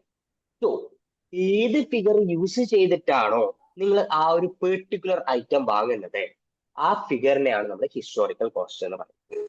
ദാറ്റ് മീൻസ് ഈ ഒരു 1 lakh ആണ് നമ്മുടെ ഹിസ്റ്റോറിക്കൽ കോസ്റ്റ്. ക്ലിയർ ആണോ? എന്താണ് historical cost? Historical cost, yes പറഞ്ഞോളൂ. നമ്മളിപ്പോ എന്തെങ്കിലും ഒരു പ്രോപ്പർട്ടിയോ അല്ലെങ്കിൽ എന്തെങ്കിലും ഒരു അസറ്റ് മേടിക്കുമ്പോൾ അത് നോട്ട് ചെയ്യണ മേടിക്കുന്ന കോസ്റ്റ് ആയിരിക്കും ഹിസ്റ്റോറിക്കൽ കോസ്റ്റ്. യെസ്, ആ ഒരു കോസ്റ്റിനെയാണ് നമ്മൾ ഹിസ്റ്റോറിക്കൽ കോസ്റ്റ് എന്ന് പറയുന്നത്. ഓക്കെ, ഹിസ്റ്റോറിക്കൽ കോസ്റ്റിന് കുറച്ച് അഡ്വാൻറ്റേജസ് ഉണ്ട്. ഫസ്റ്റ് അഡ്വാൻറ്റേജ് എന്താണെന്ന് വെച്ചാൽ ആക്ച്വലി നമ്മൾ ഇങ്ങനെ ഓരോ ട്രാൻസാക്ഷൻസും നോട്ട് ചെയ്യുന്നുണ്ട് നമ്മുടെ ബുക്കിൽ. സോ ദാറ്റ് അത് ഡോക്യുമെന്റഡ് ആണ്, നമുക്കൊരു പ്രൂഫിന് വേണ്ടിയിട്ട് അത് യൂസ് ചെയ്യാൻ പറ്റും. ഓക്കെ, ദാറ്റ് മീൻസ് 1 ലക്ഷം രൂപ കൊടുത്തിട്ടാണ് ഞാൻ ഈ ഒരു ബിൽഡിംഗ് വാങ്ങിച്ചിരിക്കുന്നത്, അത് നമുക്ക് കൃത്യമായിട്ട് കാണിക്കാൻ പറ്റും. ഓക്കെ, ആൻഡ് അതുകൊണ്ട് തന്നെ അവിടെ നമ്മൾ നേരത്തെ പറഞ്ഞ ഒരു സബ്ജക്ടിവിറ്റി എലമെന്റ് പറഞ്ഞില്ലേ, സബ്ജക്ടിവിറ്റി എലമെന്റ് അതേപോലെ തന്നെ ഫ്രോഡും കാര്യങ്ങളൊന്നും നടക്കില്ല, ബിക്കോസ് കൃത്യമായിട്ടുള്ള പ്രൂഫ് ഉണ്ട്. And that is the one of the best advantage of historical cost method. Okay അല്ലേ? ഓക്കെ. അങ്ങനെയാണെങ്കിൽ അടുത്ത് നമുക്ക് നോക്കാനുള്ളത് റീപ്ലേസ്മെന്റ് കോസ്റ്റിനെ പറ്റിയിട്ട്. റീപ്ലേസ്മെന്റ് കോസ്റ്റ് എന്ന് വെച്ചാൽ ഇത്രയേ ഉള്ളൂ. ഞാൻ നേരത്തെ ഒരു ബിൽഡിംഗ് വാങ്ങിച്ചിട്ടുണ്ടായിരുന്നില്ലേ, ആ ബിൽഡിംഗ് ഞാൻ വാങ്ങിച്ചിരുന്ന 1 lakh rupeesനല്ലേ, 1 lakh rupeesനാണ് ഞാൻ വാങ്ങിച്ചിട്ടുള്ളത്. ഇപ്പൊ ഒരു 5 വർഷം കഴിഞ്ഞു, എന്റെ ഈ ബിൽഡിങ്ങില് കുറെ ഇഷ്യൂസ് വന്നിട്ടുണ്ട്. അതുകൊണ്ട് തന്നെ എനിക്ക് ഈ ഒരു ബിൽഡിംഗ് മാറ്റിയിട്ട് വേറൊരു ബിൽഡിങ്ങിലേക്ക് സ്വിച്ച് ചെയ്യണം. ഓക്കെ, സിമിലർ ആയിട്ടുള്ള വേറൊരു ബിൽഡിങ്ങിലേക്ക് സ്വിച്ച് ചെയ്യണം. അങ്ങനെയാണെങ്കിൽ ഈ ഒരു സിമിലർ ബിൽഡിങ്ങിലേക്ക് മാറാൻ വേണ്ടിയിട്ട് എനിക്കൊരു കോസ്റ്റ് വരില്ലേ? ഈ ഒരു കോസ്റ്റിനെയാണ് നമ്മള് റീപ്ലേസ്മെന്റ് കോസ്റ്റ് എന്ന് പറയുന്നത്. ക്ലിയർ ആണോ? മനസ്സിലായി. ഓക്കെ, ക്ലിയർ ആണ്. യെസ്, സോ ഇത്രയേ ഉള്ളൂ. ഫോർ എക്സാമ്പിൾ, നമ്മളൊരു മെഷീൻ കൊണ്ടുവന്നിട്ടുണ്ട് ആൻഡ് അതിന്റെ യൂസ്ഫുൾ ലൈഫ് 5 വർഷമാണ്. 5 വർഷം കഴിയുമ്പോൾ നമുക്ക് മനസ്സിലായി അതിലെന്തോ ഒരു ഇഷ്യൂ വന്നിട്ടുണ്ട്. സോ ദാറ്റ് നമുക്കത് റീപ്ലേസ് ചെയ്യാം. അങ്ങനെയാണെങ്കിൽ ഞാൻ റീപ്ലേസ് ചെയ്യുന്നത് ഒരു 20,000 rupeesനാണ്. അങ്ങനെയാണെങ്കിൽ ആ ഒരു 20,000 rupees ആണ് എന്റെ റീപ്ലേസ്മെന്റ് കോസ്റ്റ്. ക്ലിയർ അല്ലേ? ഓക്കെ. അടുത്ത് നമുക്ക് നോക്കേണ്ടത് നെറ്റ് റിയലൈസബിൾ വാല്യൂവിനെ പറ്റിയിട്ട്, അല്ലെങ്കിൽ NRV പറ്റിയിട്ടാണ്. NRV എന്ന് വെച്ചാൽ ഇത്രയേ ഉള്ളൂ. നമ്മളൊരു അസറ്റ് വാങ്ങിച്ചിട്ടുണ്ട്, അല്ലെങ്കിൽ നമ്മൾ ഒരു പ്രൊഡക്ഷൻ ചെയ്തിട്ടുണ്ട്, ഒരു ഗൂഡ് പ്രൊഡ്യൂസ് ചെയ്തിട്ടുണ്ട്. ഓക്കെ, അല്ലെങ്കിൽ ഫോർ എക്സാമ്പിൾ ഒരു എക്സാമ്പിൾ ആയിട്ട് തന്നെ ഗൂഡിന് പകരം ഞാനൊരു മൊബൈല് പ്രൊഡ്യൂസ് ചെയ്തിട്ടുണ്ട്. ഓക്കെ, എന്റെ വെയർ ഹൗസിൽ അല്ലെങ്കിൽ എന്റെ പ്രൊഡക്ഷന്റെ സ്ഥലത്ത് ഈ ഒരു മൊബൈൽ വെറുതെ വെച്ചതുകൊണ്ട് കാര്യമുണ്ടോ? അതെനിക്ക് എന്റെ കയ്യിലേക്ക് എത്തണ്ടേ, അല്ലെങ്കിൽ എനിക്ക് കസ്റ്റമേഴ്സിന്റെ കയ്യിലേക്ക് എത്തിക്കേണ്ടത്. സോ അതിന് വേണ്ടിയിട്ട് നമ്മൾ കുറെ കോസ്റ്റും കാര്യങ്ങളൊക്കെ ഇൻകർ ആവുമല്ലോ.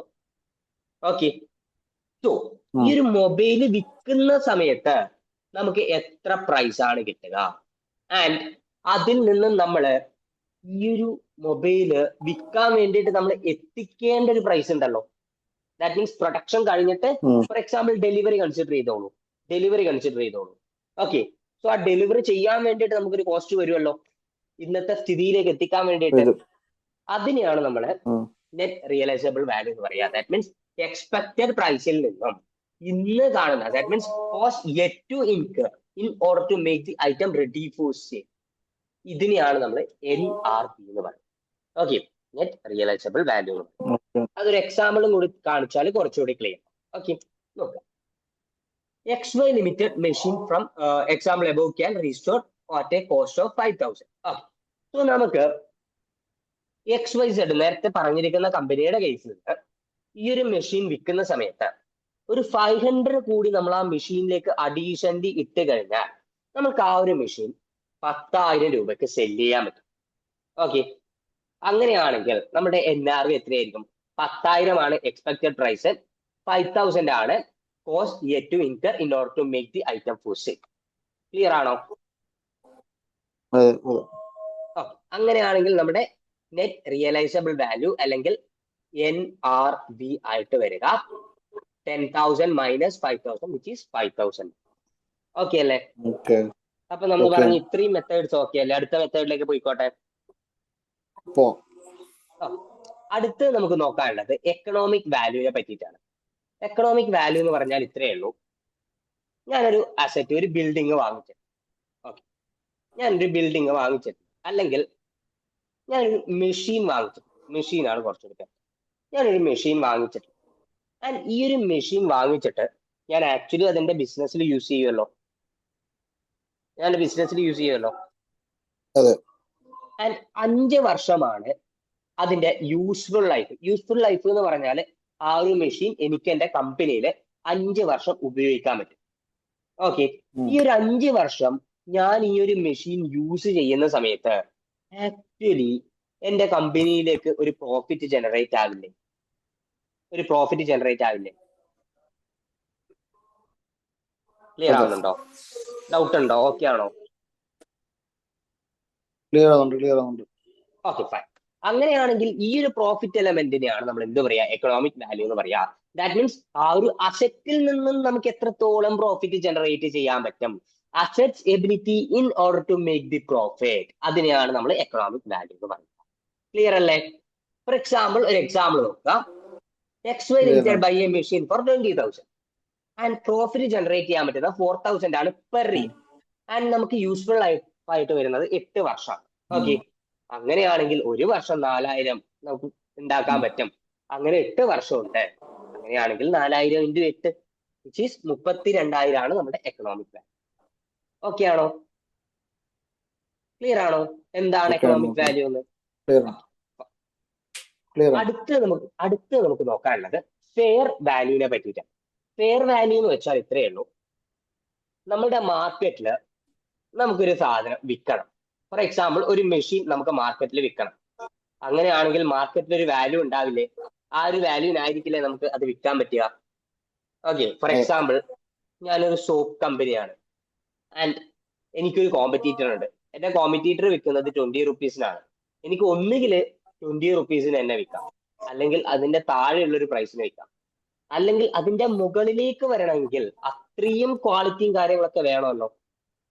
ഓക്കെ, സോ ഈ ഒരു പെർട്ടിക്കുലർ പ്രൊഡക്റ്റ് എനിക്ക് ഏത് പ്രൈസിനാണ് സെല് ചെയ്യാൻ പറ്റും, അതിനെയാണ് നമ്മൾ ഫെയർ വാല്യൂ.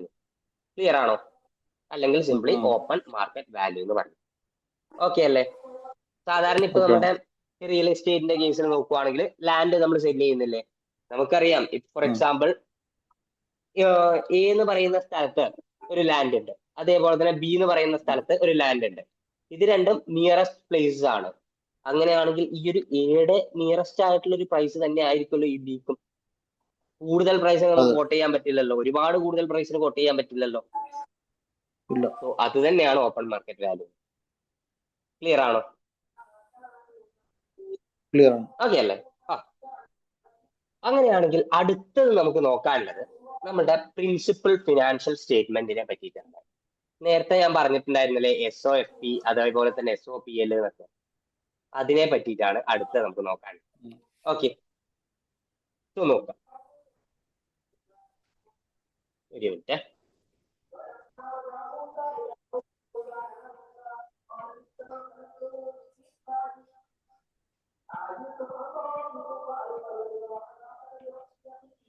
യെസ്, ഫസ്റ്റ് നമുക്ക് നമ്മുടെ ഇൻകം സ്റ്റേറ്റ്മെന്റിനെ പറ്റിയിട്ട് പഠിക്കാം. ഓക്കെ, നമുക്ക് നമ്മുടെ ഇൻകം സ്റ്റേറ്റ്മെന്റിനെ പറ്റിയിട്ട് പഠിക്കാം, അല്ലെങ്കിൽ നമ്മുടെ SOPL കുറിച്ച് പഠിക്കാം. ഓക്കെ, SOPL എന്ന് പറഞ്ഞാൽ ഇത്രയേ ഉള്ളൂ. നമ്മുടെ കമ്പനിയിലേക്ക് കുറെ റവന്യൂ വരുന്നുണ്ടാവില്ലേ? അതെ അതേപോലെ തന്നെ കുറെ കോസ്റ്റ് നമ്മുടെ കമ്പനിയിൽ നിന്നും പോകുന്നുണ്ടാവില്ലേ? സോ ഈ റവന്യൂവിനെയും അതെ കോസ്റ്റിനെയും നമ്മൾ കാണിക്കാൻ യൂസ് ചെയ്യുന്ന ഒരു സ്റ്റേറ്റ്മെന്റിന്റെ പേരാണ് ഇൻകം സ്റ്റേറ്റ്മെന്റ്, അല്ലെങ്കിൽ SOPL, അല്ലെങ്കിൽ statement of profit and loss എന്ന് പറയും. ക്ലിയർ ആണോ? Okay yes. അങ്ങനെയാണെങ്കിൽ എന്താണ് ക്ലിയർ റവന്യൂ എന്ന് പറഞ്ഞാല്? അറിയോ? റവന്യൂ എന്ന് പറഞ്ഞാല് റവന്യൂ നമ്മുടെ ഇൻകം. യെസ്. ഫോർ എക്സാമ്പിൾ, നമ്മളൊരു ഗൂഡ് സെല് ചെയ്യുവാണ്, അല്ലെങ്കിൽ നമ്മളൊരു സർവീസ് കൊടുക്കുവാണ്. ആ സർവീസിൽ നിന്നും നമുക്ക് കിട്ടുന്ന ഇൻകം, അതിനെയാണല്ലോ നമ്മൾ റവന്യൂ എന്ന് പറയുക. ഓക്കെ. അതെ അതേപോലെ തന്നെ എക്സ്പെൻസസിന്റെ കേസ് നോക്കുവാണെങ്കിൽ, ഫോർ എക്സാമ്പിൾ, നമുക്കൊരു ഗൂഡ് വാങ്ങണം, അല്ലെങ്കിൽ റോ മെറ്റീരിയൽ വാങ്ങണം, അതേപോലെ തന്നെ കുറെ ലേബേഴ്സിനെ കൊണ്ടുവരണം. ഇതിനൊക്കെ നമ്മുടെ കയ്യിൽ നിന്ന് എന്ത് പോകുന്നുണ്ട്? എക്സ്പെൻസസ് പോകുന്നില്ലേ? അല്ലെങ്കിൽ നമ്മുടെ കയ്യിൽ നിന്നൊരു ഫിഗർ പോകുന്നില്ലേ? അതിനെയാണ് നമ്മൾ എക്സ്പെൻസസ് അതെ എന്ന് പറയുന്നത്. And the third one is okay net income. Net income എന്ന് പറഞ്ഞാൽ, അല്ലെങ്കിൽ നെറ്റ് ലോസ് എന്ന് പറഞ്ഞാൽ, നമ്മുടെ റവന്യൂ എന്ന് പറയുന്ന എലമെന്റ് നമ്മുടെ കോസ്റ്റിനേക്കാളും കൂടുതലാണ്. ഓക്കെ. റവന്യൂ എന്ന് പറയുന്ന എലമെന്റ് കോസ്റ്റിനേക്കാളും കൂടുതലാണെങ്കിൽ, ദാറ്റ് മീൻസ് നമ്മുടെ കയ്യിലേക്ക് വരുന്നത് കയ്യിൽ നിന്നും പോകുന്നതിനേക്കാളും കൂടുതലാണെങ്കിൽ, അവിടെ എന്തായിരിക്കും ആക്ച്വലി നമ്മുടെ കയ്യിൽ ഉണ്ടാവുക? ഒരു പ്രോഫിറ്റ് ആയിരിക്കില്ലേ?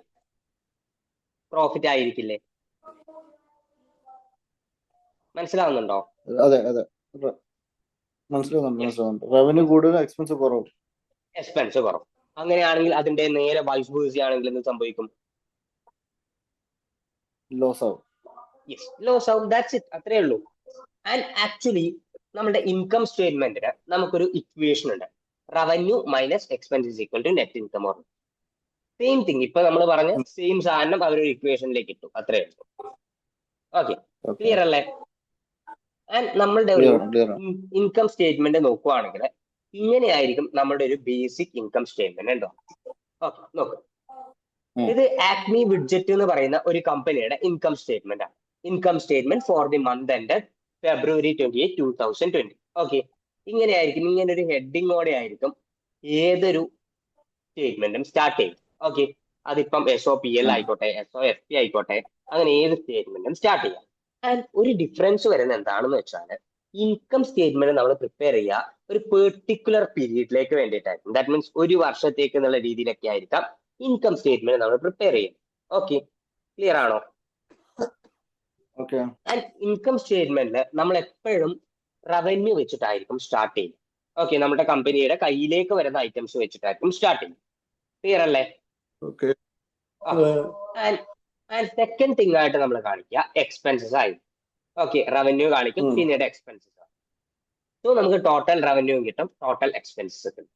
ഇവര് തമ്മിലുള്ള ഡിഫറൻസ് ആയിരിക്കും നെറ്റിൽ അല്ലെങ്കിൽ ലോസ് ആയിട്ട് വരും. ഓക്കെ, ഇവിടെ നമ്മൾ നോക്കുവാണെങ്കിൽ ടോട്ടൽ റവന്യൂ വരുന്നത് 22,000 ആണ്. അതേപോലെ തന്നെ ടോട്ടൽ എക്സ്പെൻസ് വരുന്നത് 18,700 ആണ്. നമ്മുടെ നെറ്റ് ഇൻകം ആയിട്ട് വരിക 3,300. ക്ലിയർ ആണോ? ഓക്കെ ഇത് ആക്ച്വലി ഒരു സാമ്പിൾ ഇൻകം സ്റ്റേറ്റ്മെന്റ് ആണ്. നമ്മൾ നാളത്തെ ക്ലാസ്സിൽ കുറച്ചുകൂടി ഡീറ്റെയിൽഡ് ആയിട്ടുള്ള, ഐ തിങ്ക് കുറച്ച് ഇത് മുന്നേ കണ്ടിട്ടുണ്ടെന്നാണ് ഞാൻ വിചാരിച്ചത്. നമുക്കൊരു കാര്യം ചെയ്യാം, നാളത്തെ ക്ലാസ്സിൽ നമ്മുടെ ഇൻകം സ്റ്റേറ്റ്മെന്റ്, അതേപോലെ തന്നെ നമ്മുടെ ബാലൻസ് ഷീറ്റ്, അതിന്റെയൊക്കെ ഒരു നല്ല വലിയ പെർഫോം എടുത്തിട്ട് തന്നെ ഞാൻ കാണിച്ചു തരാം. ഓക്കെ. സോ അടുത്ത് നമുക്ക് നോക്കാനുള്ളത് ബാലൻസ് ഷീറ്റിനെ പറ്റിയിട്ടാണ്. ബാലൻസ് ഷീറ്റ് എന്ന് പറഞ്ഞാൽ ഇത്രയേ ഉള്ളൂ, നമ്മുടെ നമ്മുടെ കമ്പനി എന്തൊക്കെ ഓൺ ചെയ്യുന്നു. ഓക്കെ, നമ്മുടെ കമ്പനി എന്തൊക്കെ ഓൺ ചെയ്യുന്നു, അതേപോലെ തന്നെ നമ്മളുടെ കമ്പനി എന്തൊക്കെ ഓ ചെയ്യുന്നു. ഓക്കെ, നമ്മുടെ കമ്പനി എന്തൊക്കെ ഓൺ ചെയ്യുന്നുണ്ട്, നമ്മുടെ കമ്പനി എന്തൊക്കെ ഓ ചെയ്യുന്നുണ്ട്, അത് കാണിക്കാൻ വേണ്ടിയിട്ടാണ് ബാലൻസ് ഷീറ്റ് അല്ലെങ്കിൽ സ്റ്റേറ്റ്മെന്റ് ഓഫ് ഫിനാൻഷ്യൽ പൊസിഷൻ എന്ന് പറയുന്ന സ്റ്റേറ്റ്മെന്റ് നമ്മൾ യൂസ് ചെയ്യുന്നത്. ഓക്കെ ആണോ? ഓക്കെ ആൻഡ് നമ്മൾ ഓൺ ചെയ്യുന്നത് അസെറ്റ് ആയിരിക്കും. നമ്മൾ ഓൺ ചെയ്യുന്നത് എപ്പോഴും അസെറ്റ് ആയിരിക്കും. ഫോർ എക്സാമ്പിൾ, നമ്മുടെ കമ്പനിയുടെ കയ്യിലുള്ള ലാൻഡ്, ബിൽഡിങ്, അല്ലെങ്കിൽ മെഷീനറീസ്, അങ്ങനെയുള്ള കാര്യങ്ങളൊക്കെ ആയിരിക്കും നമ്മുടെ കമ്പനി ഓൺ ചെയ്യുന്നത്. കാരണം അതിൽ നിന്നുമാണല്ലോ നമ്മുടെ പ്രോഫിറ്റ് ജനറേറ്റ് ആവുന്നത്. ഓക്കെ. ആൻഡ് നമ്മളുടെ കമ്പനി ഓ ചെയ്യുന്ന ഐറ്റംസിന്റെ പേരാണ് ലയബിലിറ്റി. നമ്മുടെ കമ്പനി ഓ ചെയ്യുന്ന ഐറ്റത്തിന്റെ പേരാണ് ലയബിലിറ്റി.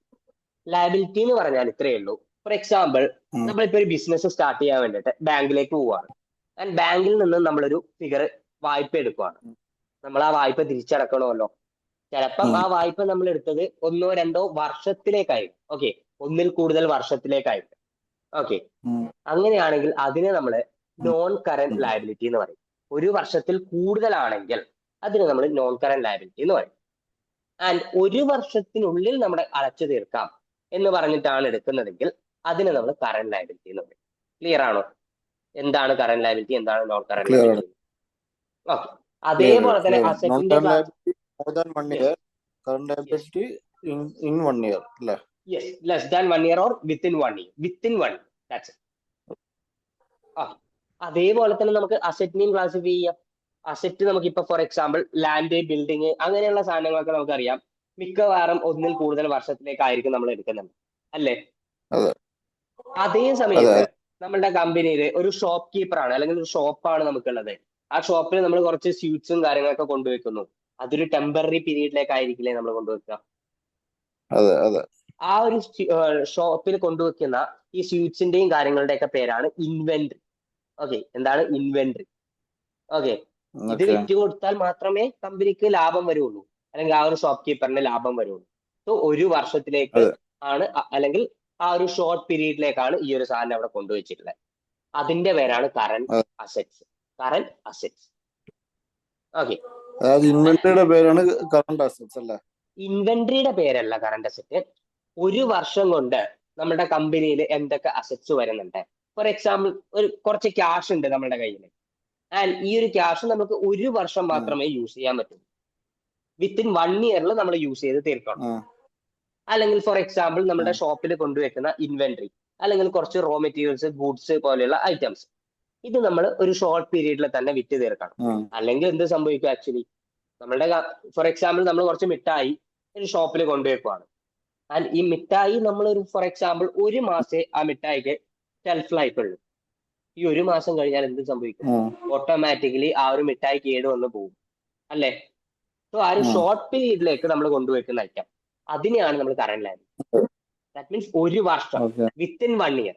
സെയിം ഡെഫിനിഷൻ, നമ്മുടെ ലയബിലിറ്റിയുടെ സെയിം ഡെഫിനിഷൻ തന്നെയാണ് അസറ്റ്സിന്റെ കേസിൽ വരിക.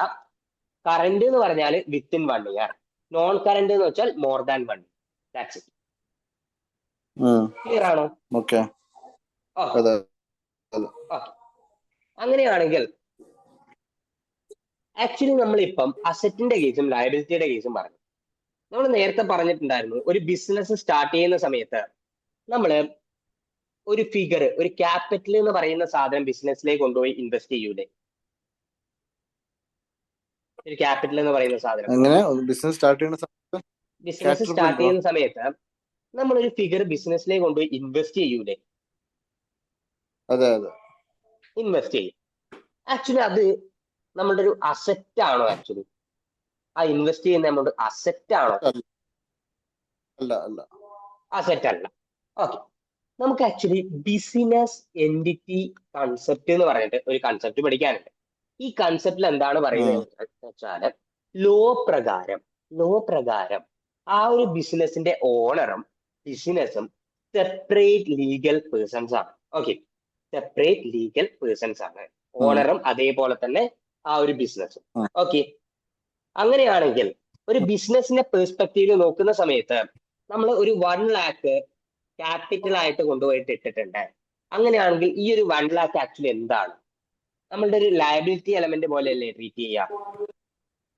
ഒരു ലയബിലിറ്റി എലമെന്റ് പോലെയല്ലേ ട്രീറ്റ് ചെയ്യാം? പക്ഷേ നമ്മളത് കാണിക്കുക ഇക്വിറ്റി എന്നുള്ള ഹെഡിലാണ്. ഓക്കെ, ഇക്വിറ്റി എന്നുള്ള ഹെഡിലാണ് നമ്മളത് കാണുന്നത്. ദാറ്റ് മീൻസ് നമ്മുടെ ബിസിനസ് എത്രത്തോളം മൂത്താണ്, അതാണ് ആക്ച്വലി നമ്മൾ ഇക്വിറ്റി എന്നുള്ള ഹെഡിൽ കാണിക്കുക. ക്ലിയർ ആണോ? ഒന്നുകൂടെ പറയോ? നമ്മുടെ ബിസിനസ് എത്രത്തോളം വാല്യൂ ഉണ്ട്. ദാറ്റ് മീൻസ് നമ്മൾ 1 ലക്ഷം ഇട്ടിട്ടുണ്ടെങ്കിൽ നമുക്ക് അതിന്റെ റെസ്പോൺസിബിലിറ്റിയും കാര്യങ്ങളൊക്കെ ഉണ്ട്. സ്റ്റിൽ നമ്മൾ പറഞ്ഞു ബിസിനസ് എൻറ്റിറ്റി കൺസെപ്റ്റ് പ്രകാരം ബിസിനസ്സും അതേപോലെ തന്നെ പേഴ്സണും ഇൻഡിവിജ്വൽ ആണ്. ഓക്കെ, അതുകൊണ്ട് തന്നെ ആക്ച്വലി ലയബിലിറ്റി ആണ് കമ്പനിയുടെ പെർസ്പെക്റ്റീവ് നോക്കുന്ന സമയത്ത്. പക്ഷേ ആസ് പെർ IFRS അല്ലെങ്കിൽ ആസ് പെർ ഓർഗനൈസേഷൻ റൂൾ നമ്മൾ അതൊരു ഇക്വിറ്റി ആയിട്ടാണ് ട്രീറ്റ് ചെയ്യുക. ലയബിലിറ്റി ആയിട്ടല്ല ട്രീറ്റ് ചെയ്യുക, ഇക്വിറ്റി ആയിട്ടാണ്. നമ്മുടെ ഫസ്റ്റ് ഇൻവെസ്റ്റ്മെന്റിന് ഫസ്റ്റ് ഇൻവെസ്റ്റ്മെന്റ് ആയാലും കുഴപ്പമില്ല, ഏതൊരു ഇൻവെസ്റ്റ്മെന്റ് ആയാലും കുഴപ്പമില്ല. ഫോർ എക്സാമ്പിൾ ഞാനൊരു പബ്ലിക് കമ്പനിയാണ്. പബ്ലിക് കമ്പനി നമുക്കറിയാം ഷെയർ മാർക്കറ്റും കാര്യങ്ങളൊക്കെ ഉണ്ട്. ഷെയർ മാർക്കറ്റിൽ നമ്മൾ നമ്മുടെ ഷെയർസ് കോട്ട് ചെയ്യുന്നുണ്ട്. ആൻഡ് കുറെ ആൾക്കാർ വന്നിട്ട് ഈ ഒരു ഷെയർസ് വാങ്ങുന്നുണ്ട്. അൾട്ടിമേറ്റ്ലി നമ്മൾ ഇവരെ വിളിക്കുന്ന ഒരു പേരാണ് കമ്പനിയുടെ ഷെയർ ഹോൾഡേഴ്സ്. ഓക്കെ, ആരാണോ ഷെയർസ് വാങ്ങുന്നത് അവരാണ് ഷെയർ ഹോൾഡേഴ്സ്. അവർ ഏതൊക്കെയോ പീരീഡിൽ വന്നിട്ടാണ് നമ്മുടെ ഷെയർസ് വാങ്ങുന്നത്. പക്ഷേ അവര് കുറച്ച് ഫിഗർ ഇട്ടിട്ടാണല്ലോ അത് വാങ്ങിച്ചിരിക്കുന്നത്. അത് ഏതോ ടൈമിലാണ്, ഇനിഷ്യൽ ടൈമിലൊന്നും അല്ല. ഓക്കെ, സോ അങ്ങനെ ഇടുന്ന ഈ ഒരു ഫിഗറിനെയാണ് നമ്മള് ക്യാപിറ്റല് അല്ലെങ്കിൽ ഇക്വിറ്റി ഹെഡിൽ കാണിക്കുക. ക്ലിയർ ആണോ? ഓക്കെ ആണോ? യാ, ദാറ്റ്സ് ഓക്കെ അല്ലേ? സോ ഇക്വിറ്റി എന്ന് വെച്ചാല് അതൊരു കോമ്പിനേഷൻ ആണ് നമ്മൾ കൊണ്ടുപോയി ഇടുന്ന ഫണ്ടിന്റെയും അതേപോലെ തന്നെ കമ്പനിയിൽ പ്രോഫിറ്റ് ജനറേറ്റ് ആവുമല്ലോ ആ ഒരു പ്രോഫിറ്റിന്റെയും. ഓക്കെ അല്ലേ? അങ്ങനെ ഇക്വിറ്റി എന്ന് പറയുന്നത് നോക്കാം, equity equal to profit plus capital investor, ഇങ്ങനെയാണ് നമ്മൾ പറയുന്നത്. ബിക്കോസ് അവിടെ ഇത്രയേ ഉള്ളൂ, നമ്മുടെ പ്രോഫിറ്റ് എന്ന് പറയുന്ന എലമെന്റ് ഉണ്ടല്ലോ, നമ്മുടെ പ്രോഫിറ്റ് എന്ന് പറയുന്ന എലമെന്റ്, ഒരു മിനിറ്റ് നോക്കാം. നമ്മുടെ പ്രോഫിറ്റ് എന്ന് പറയുന്ന എലമെന്റ്, ഈ ഒരു എലമെന്റ് ആക്ച്വലി നമുക്ക് രണ്ട് രീതിയിൽ യൂസ് ചെയ്യാം. ഫസ്റ്റ് എന്ന് വെച്ചാല് നമ്മളുടെ ഷെയർ ഹോൾഡേഴ്സ് ഉണ്ടല്ലോ, ഷെയർ ഹോൾഡേഴ്സിന് നമ്മൾ ഈ ഒരു പ്രോഫിറ്റിന്റെ ഒരു പാർട്ട് കൊടുക്കുന്നത്. ആ ഒരു പാർട്ടിന്റെ പേരാണ് dividend. Okay, dividend. Okay, so dividend നമ്മൾ ഷെയർ ഹോൾഡേഴ്സിന് കൊടുക്കും. ആൻഡ് സെക്കൻഡ് വൺ, ഈ ഒരു ഡിവിഡൻഡും കുറഞ്ഞു കഴിഞ്ഞിട്ട് നമ്മളുടെ കയ്യിൽ ഫോർ എക്സാമ്പിൾ ഒരു വാല്യൂ ഉണ്ടാവുമല്ലോ, ഈ ഒരു വാല്യൂ ആണ് നമ്മുടെ റീറ്റെയിൻഡ് ഏർണിങ്സ് എന്ന് പറയുന്നത്. ഓക്കെ, റീറ്റെയിൻഡ് ഏർണിങ്സ് എന്ന് പറയുന്നത്. ഈ റീറ്റെയിൻഡ് ഏർണിങ്സ് അല്ലെങ്കിൽ റീറ്റെയിൻഡ് പ്രോഫിറ്റ് എന്ന് നമുക്ക് പറയാം. ഓക്കെ, സോ ഈ റീറ്റെയിൻഡ് ഏർണിങ്സ് ആണ് ആക്ച്വലി കമ്പനി റീറ്റെയിൻ ചെയ്യുന്ന പ്രോഫിറ്റ് ആയിട്ട് നമ്മൾ കാണിക്കാം. ഓക്കെ, ക്ലിയർ ആവുന്നുണ്ടോ? സ്റ്റെപ്പ് ബൈ സ്റ്റെപ്പ് ഓക്കെ ആണോ? ഡൗട്ട് ഉണ്ടോ? അങ്ങനെയാണ് ഷെയർ ഹോൾഡേഴ്സിനുള്ള ഡിവിഡൻസ് കൊടുത്തതിന് ശേഷം പ്രോഫിറ്റ് ആണ് returned earnings. Returned earnings, yes, companies profit. And ഈ ഒരു പ്രോഫിറ്റ് ആക്ച്വലി നമ്മൾ കാണിക്കുക നമ്മുടെ ഇക്വിറ്റിയില് റീറ്റെയിൻഡ് ഏർണിങ്സ് എന്ന് പറഞ്ഞിട്ടുള്ള ഒരു ഹെഡിങ്ങിലാണ്. ഓക്കെ, ഇക്വിറ്റിയില് റീറ്റെയിൻഡ് ഏർണിങ്സ് എന്ന് പറഞ്ഞിട്ടുള്ള ഒരു ഹെഡിങ്ങിലാണ് നമ്മളിത് കാണുന്നത്. ക്ലിയർ ആണോ? ഓക്കെ, സോ നോക്കാം.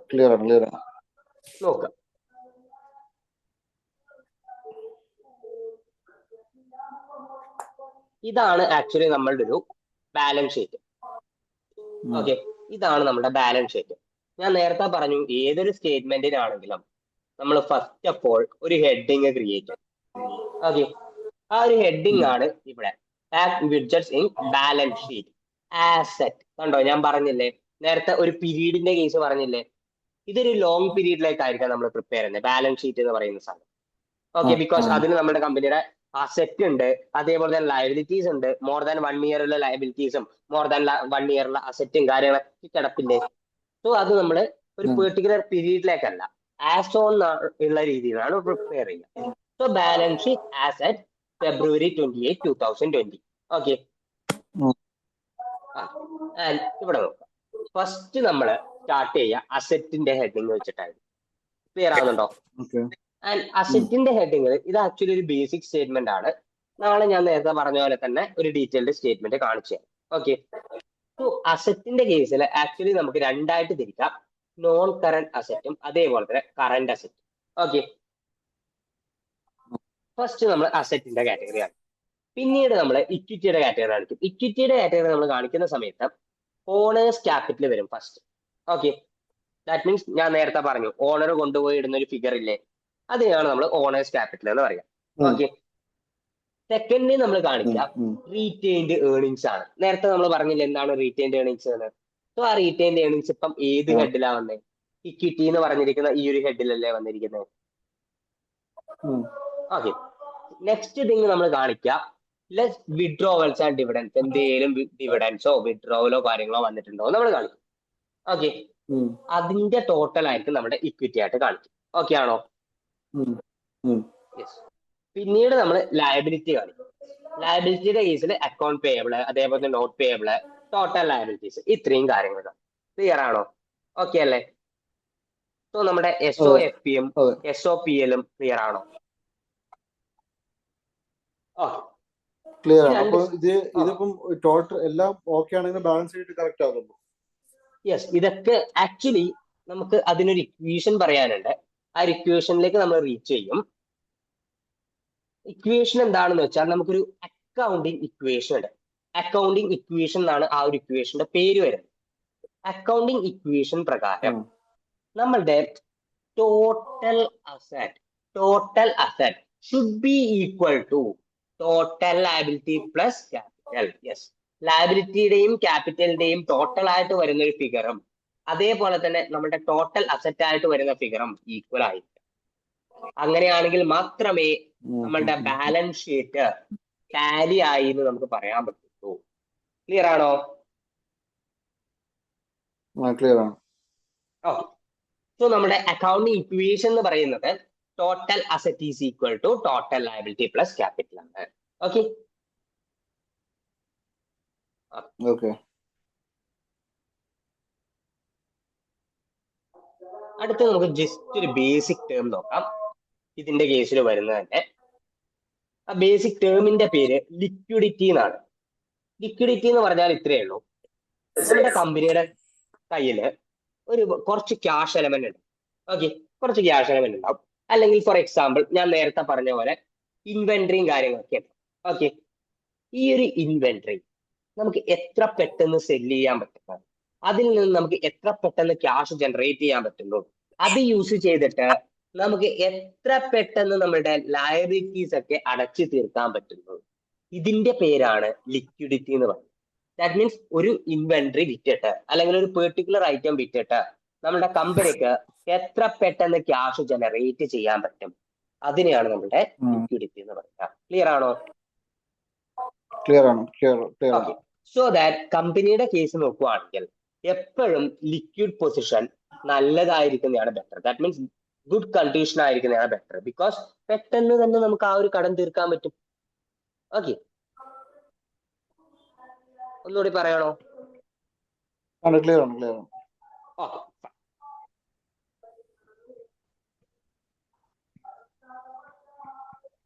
അങ്ങനെയാണെങ്കിൽ നമുക്ക് അടുത്തതിലേക്ക് പോവാം. യെസ്, അടുത്ത് നമുക്ക് നോക്കാനുള്ളത് അക്കൗണ്ടിങ് ഇക്വേഷനെ പറ്റിയിട്ടാണ്. ഓക്കെ. സോ അക്കൗണ്ടിങ് ഇക്വേഷൻ ഞാൻ ഓൾറെഡി പറഞ്ഞു, asset is equal to liability plus capital ആണ്. ഈ ഒരു ഇക്വേഷൻ വേണമെങ്കിൽ നോട്ട് ചെയ്ത് വെച്ചോളൂ. നമ്മുടെ ഈ ഒരു ചാപ്റ്റർ കംപ്ലീറ്റ് നമ്മൾ ഈ ഒരു ഇക്വേഷൻ യൂസ് ചെയ്യുന്നു. Total asset is equal to total liability plus capital. അല്ലെങ്കിൽ ഓക്കെ, ഈ ഒരു ഇക്വേഷൻ നോട്ട് ചെയ്ത് വെച്ചോ, ബാക്കി ഞാൻ പിന്നെ പറയാം. ഓക്കെ, നോട്ട് ചെയ്തോ? നോട്ട് ചെയ്തു. Okay, fine.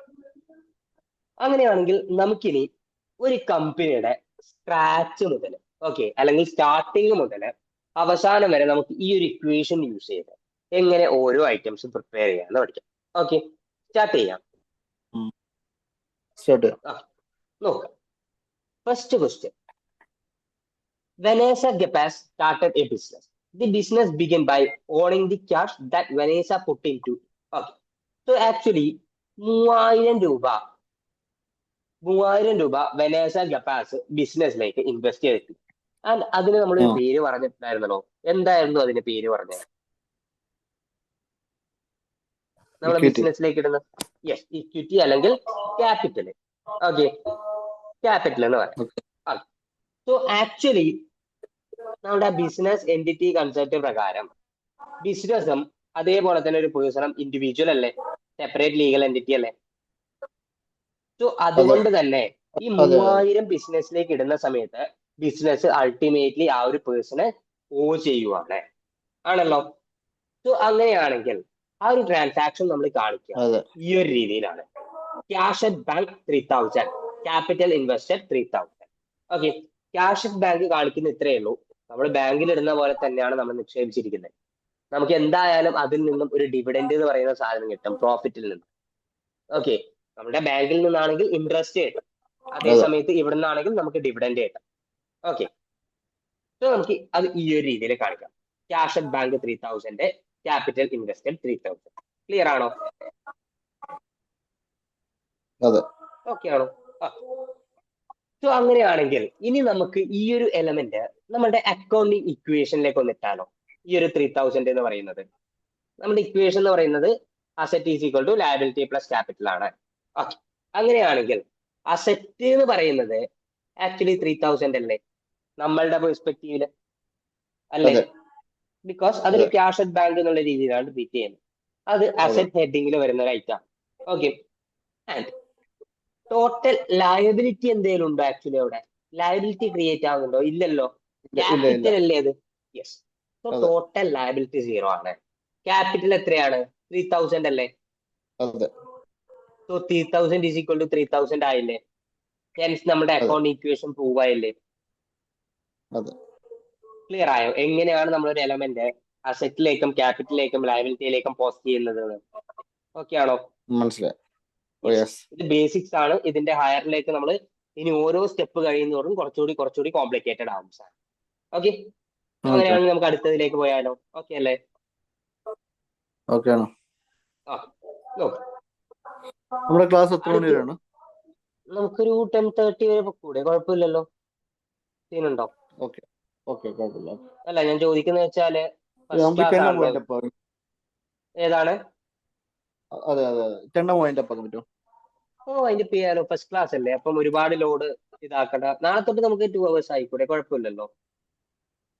Fine fine fine. ഇത് നമുക്ക് ഡെയിലി ഉണ്ടാവും അല്ലേ?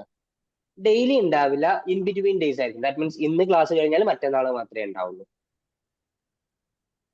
Fine okay, fine fine. Okay. So ഇന്ന് വേണമെങ്കിൽ നമുക്ക് 10 നിർത്താം, കുഴപ്പമില്ല. ഓക്കെ, ശരി ശരി.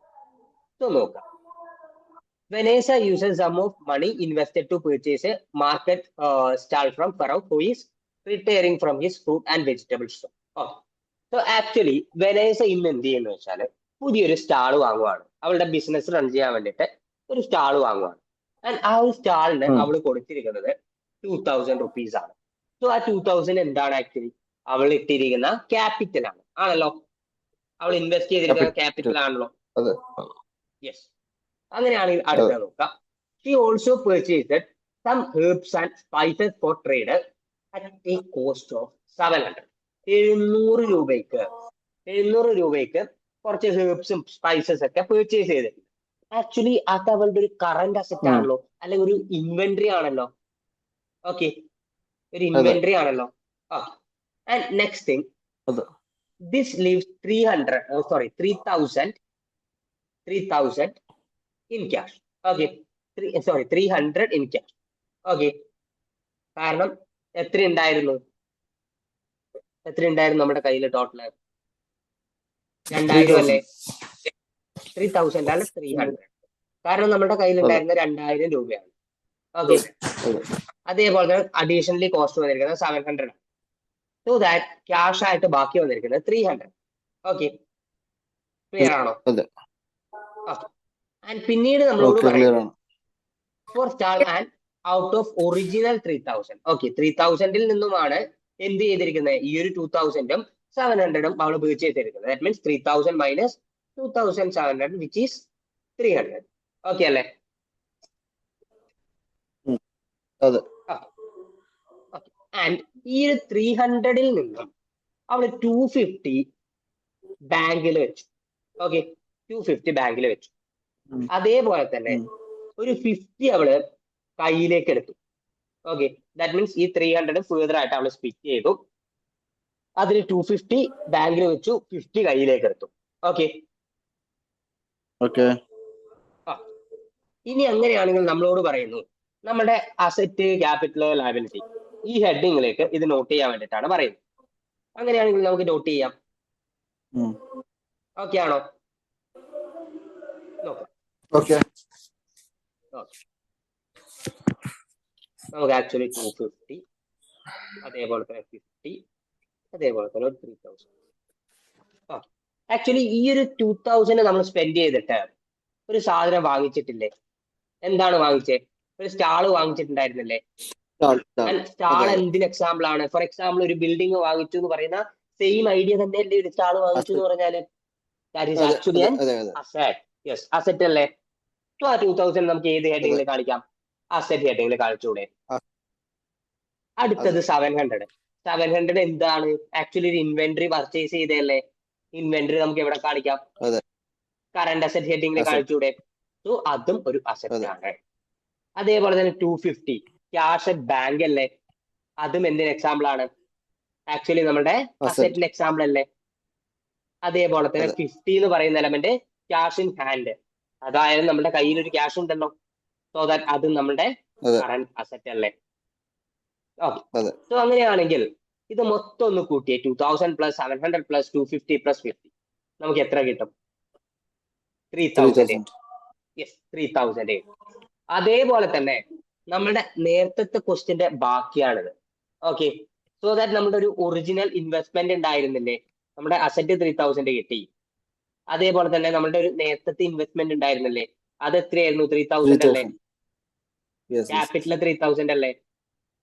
അതെ ലയബിലിറ്റി 0 അല്ലേ? അതെ അങ്ങനെയാണെങ്കിൽ ടാലി ആയില്ലേ? Asset is equal yes to yes capital plus liability. Yes okay, നേരത്തെക്കാളും കുറച്ചുകൂടി ഒന്ന് കോംപ്ലിക്കേറ്റഡ് ആയി സാധനം. കുറച്ച് എലമെന്റ്സ് അവർ കൂടുതൽ അതെ കൊണ്ടുവന്നിട്ട്. That's it. അതെ ഇത്രയേ ഉള്ളൂ. സിമ്പിൾ അല്ലേ സാധനം? സിമ്പിൾ അല്ലേ? അടുത്തതിലേക്ക് അതെ അതെ നോക്കോട്ടെ. ആ ഓക്കെ, അടുത്ത നമ്മളോട് പറയുന്നു, ഇപ്പൊ നമ്മള് ഒരു പ്രോഫിറ്റോ ലോസോ ഒന്നും ഉണ്ടാക്കിയിട്ടില്ലല്ലോ.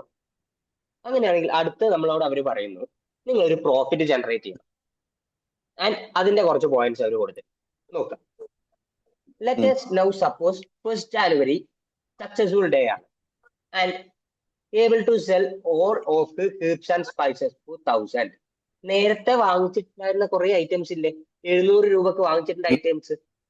700 അതെ രൂപയ്ക്ക് വാങ്ങിച്ചിട്ടുണ്ടായിരുന്നത് ഇന്ന് അവർക്ക് 1000 രൂപയ്ക്ക് സെല് ചെയ്യാൻ പറ്റും. സോ ദാറ്റ് അവൾ 300 ഓക്കെ രൂപ അവിടെ പ്രോഫിറ്റ് ജനറേറ്റ് ചെയ്തില്ലേ?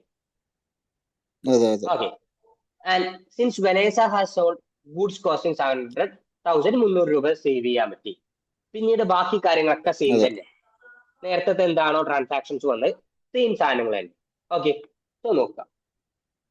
ആക്ച്വലി അസറ്റ് ആയിട്ട് നേരത്തെ നമുക്ക് ഒരു സ്റ്റാൾ ഉണ്ടായിരുന്നില്ലേ 2000-ന്റെ?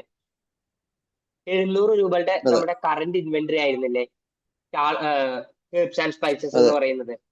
അത് ആക്ച്വലി പോയില്ലേ? സോ അവിടെ 0 എന്നുള്ളൊരു അതെ വാല്യൂ അല്ലേ നമുക്ക് കാണിക്കാൻ പറ്റുള്ളൂ? അതിപ്പം അതെ അതിപ്പം ക്യാഷ് ഇൻ ഹാൻഡ് ആയി 1000 യെസ്, ക്യാഷ് ഇൻ ഹാൻഡിലേക്ക് അത് ട്രാൻസ്ഫർ ആയി. സോ ദാറ്റ് നമുക്ക് എന്ത് പറയാം? അത് ക്യാഷ് ഇൻ ഹാൻഡ് ആയി, അത് ഇനി ഇൻവെന്ററി അല്ല. സോ ഇൻവെന്ററി നമുക്ക് 0 ആയിട്ട് കാണിക്കാം. അതെ ഓക്കെ ആണോ? അതെ ഓക്കെ, അതെ അങ്ങനെയാണെങ്കിൽ അടുത്തത് നോക്കാം. Cash in hand and at bank എത്രയാണ്? ആക്ച്വലി 250 പ്ലസ് 50 നേരത്തെയുള്ള ട്രാൻസാക്ഷൻ തന്നെയായിരുന്നു. ഇപ്പൊ എന്തായി? അഡീഷണലി അവർക്ക് ആ ഒരു ഹെർബ്സ് അതെ ആൻഡ് സ്പൈസസ് വിറ്റിട്ട് 1000 രൂപ കയ്യിലേക്ക് കിട്ടി. നേരത്തെ നമ്മൾ പറഞ്ഞ ട്രാൻസാക്ഷൻ. സോ ആ ട്രാൻസാക്ഷൻ നമുക്ക് എവിടെ കാണിക്കാം? Cash in hand and bank അതെ എന്നുള്ള രീതിയിൽ കാണിക്കാം. ഓക്കെ, സോ ദാറ്റ് നമ്മളുടെ അസറ്റ് എത്രയായി? 3300 ആയി നമ്മുടെ അസറ്റ്. 300 അതെ ഓക്കെ, നെക്സ്റ്റ് വൺ ക്യാപിറ്റലിന്റെ കേസാണ്. ക്യാപിറ്റലിന്റെ കേസ് നോക്കുന്ന സമയത്ത് നേരത്തെ ഒരു ഒറിജിനൽ ഇൻവെസ്റ്റ്മെന്റ് ഉണ്ടായിരുന്നു. ഒറിജിനൽ ഇൻവെസ്റ്റ്മെന്റ് 3000 അല്ലേ? ആൻഡ് അതെ നേരത്തെ ഞാൻ പറഞ്ഞിട്ടുണ്ടായിരുന്നു, നമ്മുടെ ഫിനാൻഷ്യൽ സ്റ്റേറ്റ്മെന്റ് പ്രിപ്പയർ ചെയ്യുന്ന സമയത്ത് റീറ്റെയിൻഡ് പ്രോഫിറ്റ് അല്ലെങ്കിൽ റീറ്റെയിൻഡ് ഏർണിങ്സ് എന്ന് പറയുന്ന സാധനം ഏത് ഹെഡിങ്ങിന്റെ താഴെ വരുന്നതാണ്? ഇക്വിറ്റി അല്ലെങ്കിൽ ക്യാപിറ്റൽ എന്നുള്ള ഹെഡിങ്ങിന്റെ താഴെ വരുന്ന ഐറ്റം അല്ലേ? അതെ ഓക്കെ, അങ്ങനെയാണെങ്കിൽ ഈ 300 രൂപ എന്ന് പറയുന്നത് ആക്ച്വലി റീറ്റൈൻഡ് പ്രോഫിറ്റ് അല്ലേ? ആസ് ഓഫ് നോ വേറെ ഡ്രോയിങ്സും കാര്യങ്ങളൊന്നും പറഞ്ഞിട്ടില്ല. So as of no retained profit അല്ലേ? അതെ ഓക്കെ, സോ അങ്ങനെയാണെങ്കിൽ അത് നമുക്ക് എവിടെ കാണിക്കാം? ക്യാപിറ്റൽ ഹെഡിങ്ങിൽ കാണിച്ചൂടെ? അതെ സോ അങ്ങനെയാണെങ്കിൽ asset 3300, capital 3300, liability 0, asset is equal to capital plus liability. Prove ആയില്ലേ? അതെ ആ, അങ്ങനെയാണെങ്കിൽ അടുത്ത് നമുക്ക് ഈ ഒരു ഇക്വേഷൻ ഉണ്ടല്ലോ, asset is equal to capital plus liability, ഇത് നമുക്കൊന്ന് മാറ്റി എഴുതാം. ഓക്കെ, നമുക്കൊന്ന് മാറ്റി എഴുതാം. നമ്മൾ മാറ്റി എഴുതാൻ പോകുന്നത് എങ്ങനെയാണ്? Asset minus liability equal to capital. Okay, asset minus liability is equal to capital. നമ്മളുടെ ഈ ഒരു എക്സാമ്പിൾ തന്നെ എടുക്കാം. അസെറ്റ് എത്രയായിരുന്നു? 3300 ആയിരുന്നില്ലേ? ലയബിലിറ്റി 0 ആയിരുന്നില്ലേ? അതെ. ക്യാപിറ്റൽ എത്രയായിരുന്നു? 3300 അല്ലേ? ഓക്കെ, സോ നമുക്ക് 3000. ഇങ്ങനെ മാറ്റി എഴുതാനുള്ള പേർപ്പസ് എന്താണെന്ന് വെച്ചാൽ, അസെറ്റിൽ നിന്നും ലയബിലിറ്റി പോയാൽ ആക്ച്വലി അതിനെ നമുക്കൊരു പേര് വിളിക്കാം. അതിനെ നമുക്ക് നെറ്റ് അസെറ്റ് എന്ന് വിളിക്കാം. എന്ത് വിളിക്കാം? നെറ്റ് അസെറ്റ് എന്ന് വിളിക്കാം. അസെറ്റിൽ നിന്നും ക്യാപിറ്റൽ ലയബിലിറ്റി ഡിഡക്റ്റ് ആയാൽ അതിനെ നമുക്ക് നെറ്റ് അസെറ്റ് എന്ന് വിളിക്കാം.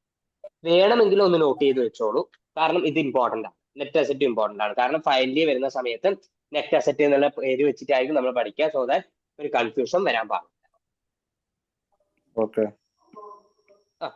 സോ നെറ്റ് അസെറ്റ് ആണ് asset minus liability which is equal to capital. നമുക്ക് ഇങ്ങനെ മാറ്റി എഴുതിക്കൂടെ? So net asset is equal to capital എന്ന് എഴുതിക്കൂടെ? അങ്ങനെയാണെങ്കിൽ നമുക്ക് ജസ്റ്റ് നമ്മുടെ സ്റ്റാർട്ടിങ്ങിൽ വന്നിട്ടുണ്ടായിരുന്ന നെറ്റ് അസെറ്റും അതേപോലെ തന്നെ എൻഡിലേക്ക് വന്നിട്ടുണ്ടായിരുന്ന നെറ്റ് അസെറ്റും ക്യാപിറ്റലും ഒന്ന് ടാലി ചെയ്ത് നോക്കിയാലോ? ബിക്കോസ് നമുക്കറിയണം എന്താണ് നമ്മുടെ അൾട്ടിമേറ്റ് എയിം. പ്രോഫിറ്റ് എത്രയാണ്, കമ്പനി എത്രത്തോളം പ്രോഫിറ്റ് ജനറേറ്റ് ചെയ്തിട്ടുണ്ട്, അതല്ലേ നമുക്ക് അറിയേണ്ടത്. ഓക്കെ, സോ അതെത്രയാണ് നമുക്ക് നോക്കാം. ആക്ച്വലി ബിഗിനിങ് അല്ലെങ്കിൽ സ്റ്റാർട്ടില് ആക്ച്വലി 3000 ആയിരുന്നു നെറ്റ് അസെറ്റ് ആയിട്ട് ഉണ്ടായിരുന്നു. അതേപോലെ തന്നെ ക്യാപിറ്റൽ ആയിട്ടും 3000 ആയിരുന്നു ഉണ്ടായിരുന്നു. എൻഡിലേക്ക് വരുന്ന സമയത്ത് നെറ്റ് അസെറ്റ് എത്രയായി? 3300 ആയി. അതേപോലെ തന്നെ ക്യാപിറ്റൽ എത്രയായി? 3300 ആയി. ആക്ച്വലി എത്ര ഡിഫറൻസ് വന്നു? 300 റുപ്പീസിന്റെ ഡിഫറൻസ് വന്നില്ലേ? 300ന്റെ ഡിഫറൻസ് വന്നില്ലേ? ആൻഡ് ഈ 300 എന്താണ് ആക്ച്വലി? കമ്പനിയുടെ പ്രോഫിറ്റ് അല്ലേ? കമ്പനിയുടെ പ്രോഫിറ്റ് അല്ലേ? ഓക്കെ, ഒറ്റ മിനിറ്റ്.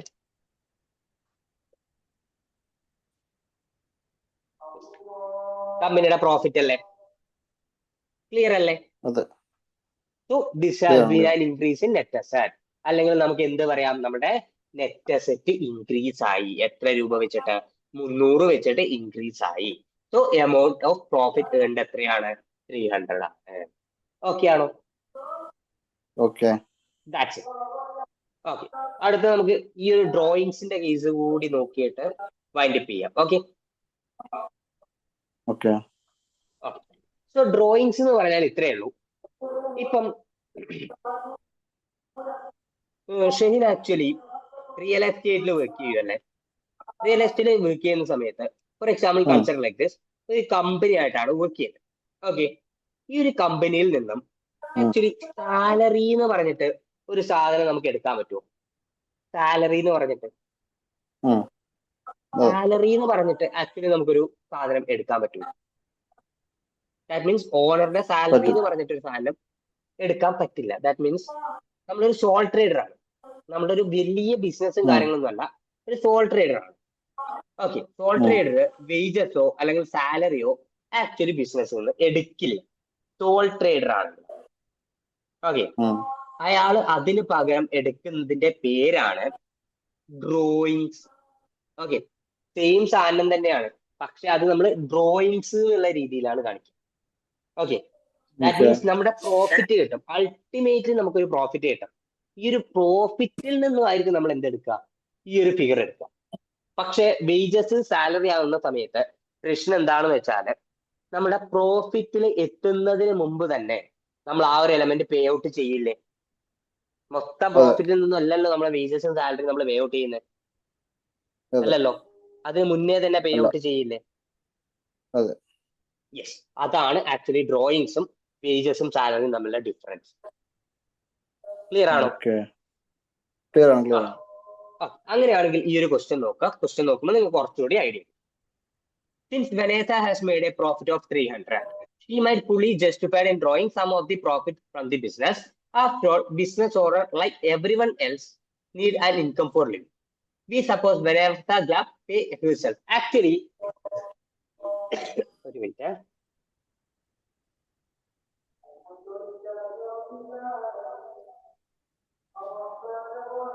ഓക്കെ, നോക്കാം. കമ്പനിയുടെ പ്രോഫിറ്റ് ആയിട്ട് നമുക്ക് നേരത്തെ എത്രയായിരുന്നു വന്നിട്ടുണ്ടായിരുന്നത്? 300 അല്ലേ അതെ. മൊത്തം പ്രോഫിറ്റ് ആയിട്ട്? ദാറ്റ് മീൻസ് നമ്മുടെ വേജസും സാലറിയും എല്ലാം കൊടുത്തു കഴിഞ്ഞിട്ട് ബാക്കി വന്നിരിക്കുന്ന ഒരു എലമെന്റ് ആണ് പ്രോഫിറ്റ് എന്ന് പറഞ്ഞിട്ടുള്ള 300. ഈ 300-ൽ നിന്നും വെനേസ എന്ന് പറയുന്ന ഓണർ എന്ത് ചെയ്തു വെച്ചാല് 200 രൂപ അവളുടെ ഡ്രോയിങ്സ് ആയിട്ട് എടുത്തു. ദാറ്റ് മീൻസ് അവൾക്ക് day to day activities run ചെയ്യണമല്ലോ, സോ ദാറ്റ് അവളുടെ കയ്യിൽ ഫണ്ട് വേണമല്ലോ. സോ 200 അവൾ കയ്യിൽ നിന്ന് അവള് കമ്പനിയിൽ നിന്ന് എടുത്തു. എന്നിട്ട് ബാക്കി 100 മാത്രമാണ് റീറ്റെയിൻ ചെയ്ത് വെച്ചത്. ക്ലിയർ ആണോ?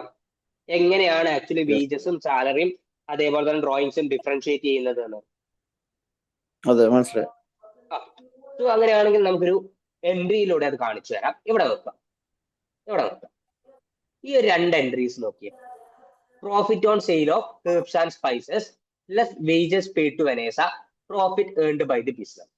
ആക്ച്വലി നമ്മൾ ഈ ഒരു രീതിയിലാണോ ഇത് ട്രീറ്റ് ചെയ്യുക, അല്ലെങ്കിൽ ഈ ഒരു സെക്കൻഡ് രീതിയിലാണോ? That means profit earned by the business ആദ്യം എടുക്കും, അതിൽ നിന്ന് നമ്മൾ വിഡ്രോ ചെയ്യും, അത് കഴിഞ്ഞിട്ട് നമ്മൾ പ്രോഫിറ്റ് റീറ്റെയിൻ ചെയ്യും. ഏതാണ് നമ്മൾ ചെയ്യുക? രണ്ടാമത്തെ രീതി. യെസ്, രണ്ടാമത്തതാണ് നമ്മൾ ചെയ്യുക. ബിക്കോസ് ഓണർ എടുക്കുന്നതിന്റെ പേരാണ് ഡ്രോയിങ്സ്. ഡ്രോയിങ്സ് അവർ സ്വാഭാവികമായിട്ടും എടുക്കുക പ്രോഫിറ്റ് ബിസിനസ് ഏൺ ചെയ്തതിൽ നിന്നുമാണ്. അത് കഴിഞ്ഞിട്ടുള്ളതാണ് നമ്മൾ എന്ത് പറയാ? പ്രോഫിറ്റ് കമ്പനി റീറ്റെയിൻ ചെയ്തിട്ടുള്ള വാല്യൂ എന്ന് പറയുക. ഓക്കെ അല്ലേ? അത്രയേ ഉള്ളൂ ഡിഫറൻസ്. അങ്ങനെയാണെങ്കിൽ നമുക്കത് ജസ്റ്റ് നമ്മുടെ അസറ്റ്, ക്യാപിറ്റൽ, ലയബിലിറ്റി എന്ന് പറയുന്ന ഹെഡിങ്ങിൽ ഒന്ന് നോട്ട് ചെയ്യും. ഓക്കെ, നോക്കാം. സ്റ്റാളിന്റെ കേസിൽ നമ്മൾ നേരത്തെ പറഞ്ഞ സെയിം തിങ് 2000 തന്നെയാണ്. ഹെർബ്സ് ആൻഡ് സ്പൈസസിന്റെ കേസിൽ 0 തന്നെയാണ്, ബിക്കോസ് നമ്മൾ ഇൻവെന്ററി കംപ്ലീറ്റ് സെൽ ഓഫ് ചെയ്തിട്ടുണ്ടായിരുന്നു. അസറ്റിന്റെ കേസിലേക്ക് വരുന്ന സമയത്ത് ക്യാഷ് ആയിട്ട് നമ്മളുടെ കയ്യിൽ പറഞ്ഞിട്ടുണ്ടായിരുന്ന നേരത്തെ 1300 അല്ലേ മൊത്തം പറഞ്ഞിട്ടുണ്ടായിരുന്ന വാല്യൂ. അതിൽ നിന്നും ഈ 200 അങ്ങ് ഡ്രോയിങ്സ് ആയിട്ട് എടുക്കും. ബാക്കി എത്രയായിരിക്കും? 1100 ആയിരിക്കും നമ്മുടെ ക്യാഷ് ബാലൻസ് ആയിട്ട് നമ്മുടെ അസറ്റിൽ കാണിക്കാം. ഓക്കെ, ആൻഡ് ഇതേ സാധനം നമ്മൾ ക്യാപിറ്റലും കാണിക്കണമല്ലോ, അല്ലെങ്കിൽ ലയബിലിറ്റി സൈഡിലും കാണിക്കണമല്ലോ. ക്യാപിറ്റലില് അത് കാണിക്കാൻ വേണ്ടിയിട്ട് നമുക്കൊരു എലമെന്റ് ഉണ്ടല്ലോ, എന്താണ്? റീറ്റെയിൻഡ് ഏർണിങ്സ് എന്ന് പറഞ്ഞിട്ട് ഒരു എലമെന്റ് ഇല്ലേ, അല്ലെങ്കിൽ റീറ്റെയിൻഡ് പ്രോഫിറ്റ് എന്ന് പറഞ്ഞിട്ട്. സോ ആ റീറ്റെയിൻഡ് പ്രോഫിറ്റിൽ നിന്നും അത് ഒഴിവാക്കും. That means 3000 minus 200 which is 100. So 3100 ആണ് കിട്ടുക. So asset is equal to capital plus liability which is hence proven. Okay, asset is equal to capital plus liability. Prove ചെയ്തില്ലേ? അതേപോലെ തന്നെ നമുക്കിതൊന്ന് നെറ്റ് അസറ്റിന്റെ ടേംസിലേക്ക് സ്വിച്ച് ചെയ്ത് നോക്കിയാലോ? നോക്കാം. Asset plus liability equal to capital. Asset plus liability എത്രയാണ്? Asset 3100 ആണ്, liability എത്രയാണ്? 0 ആണ്, ക്യാപിറ്റൽ എത്രയാണ്? 3100 ആണ്. ഓക്കെ, സോ നമ്മൾ പ്രൂവ് ചെയ്തില്ലേ? ക്ലിയർ ആയോ? ക്ലിയർ ആണ്. ഓക്കെ, സോ നമ്മൾ ഇന്നെടുത്ത ഇത്രയും പോർഷൻസ് ഓക്കെ ആണോ? ഓക്കെ ആണ്. സോ അങ്ങനെയാണെങ്കിൽ നമ്മുടെ കമ്പനി അവസാനമായിട്ട് റീറ്റെയിൻ ചെയ്തിരിക്കുന്ന ഇത് പ്രകാരം എത്രയാണ്? It is 100. ഓക്കെ, അല്ലെങ്കിൽ നമ്മുടെ നെറ്റ് അസറ്റിന്റെ കേസിൽ എത്രത്തോളം ഇൻക്രീസ് വന്നിട്ടുണ്ട്? 100 ആണ്.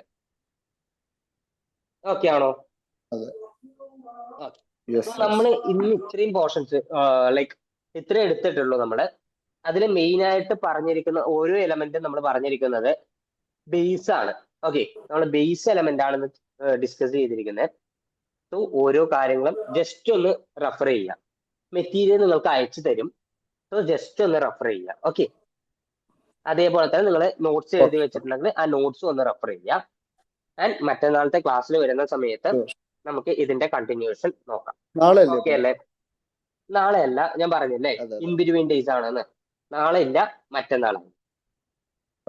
ഓക്കെ, അങ്ങനെയായിരിക്കും. ആൾട്ടർനേറ്റീവ് ഡേയ്സിലായിരിക്കും നമ്മുടെ ക്ലാസ് വരിക. സോ നാളത്തെ ക്ലാസ്സിൽ, അല്ലെങ്കിൽ നാളെ നമുക്ക് ഇപ്പം ക്ലാസ്സിൽ ഇരിക്കുന്ന ഈ ഒരു ടൈം ഉണ്ടല്ലോ, ആ ഒരു ടൈമിൽ തന്നെ നോക്കിയാൽ മതി. സോ ദാറ്റ് നിങ്ങളുടെ ബിസിനസിനെ ഇത് എഫക്ട് ചെയ്യില്ല, നിങ്ങൾക്ക് ആ ഒരു ടൈമിൽ എഫക്റ്റീവ് ആയിട്ട് നോക്കാനും പറ്റും. ഓക്കെ, സോ നമുക്ക് ഞാനൊരു കാര്യം ചോദിക്കട്ടെ, നമ്മുടെ ക്ലാസ് ഇങ്ങനെ തന്നെ പോയാൽ മതി, അല്ലെങ്കിൽ എന്തെങ്കിലും മോഡിഫിക്കേഷൻസും കാര്യങ്ങളും വരുത്തണോ? ഓക്കെ ആണോ? അല്ല അതിപ്പം ഇല്ല, ഇതിപ്പം അറ്റ് മൊമെന്റ് ഓക്കെ ആണ്. പിന്നെ എന്തെങ്കിലും നമുക്ക് ക്ലാസ് മുന്നോട്ട് പോകുമ്പോൾ പറയാം. ഓക്കെ, എന്തേലും മനസ്സിലാകാത്തതോ കാര്യങ്ങളോ ഉണ്ടെങ്കിൽ അപ്പൊ തന്നെ ക്ലാസ്സിൽ ചോദിച്ചിട്ട് മുന്നോട്ട് പോവുക.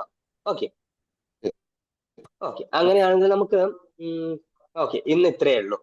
ബാക്കി നമുക്ക് നാളത്തെ ക്ലാസ്സിൽ ഡിസ്കസ് ചെയ്യാം. Okay, fine fine. അങ്ങനെയാണെങ്കിൽ okay, bye, good night. Bye. Okay.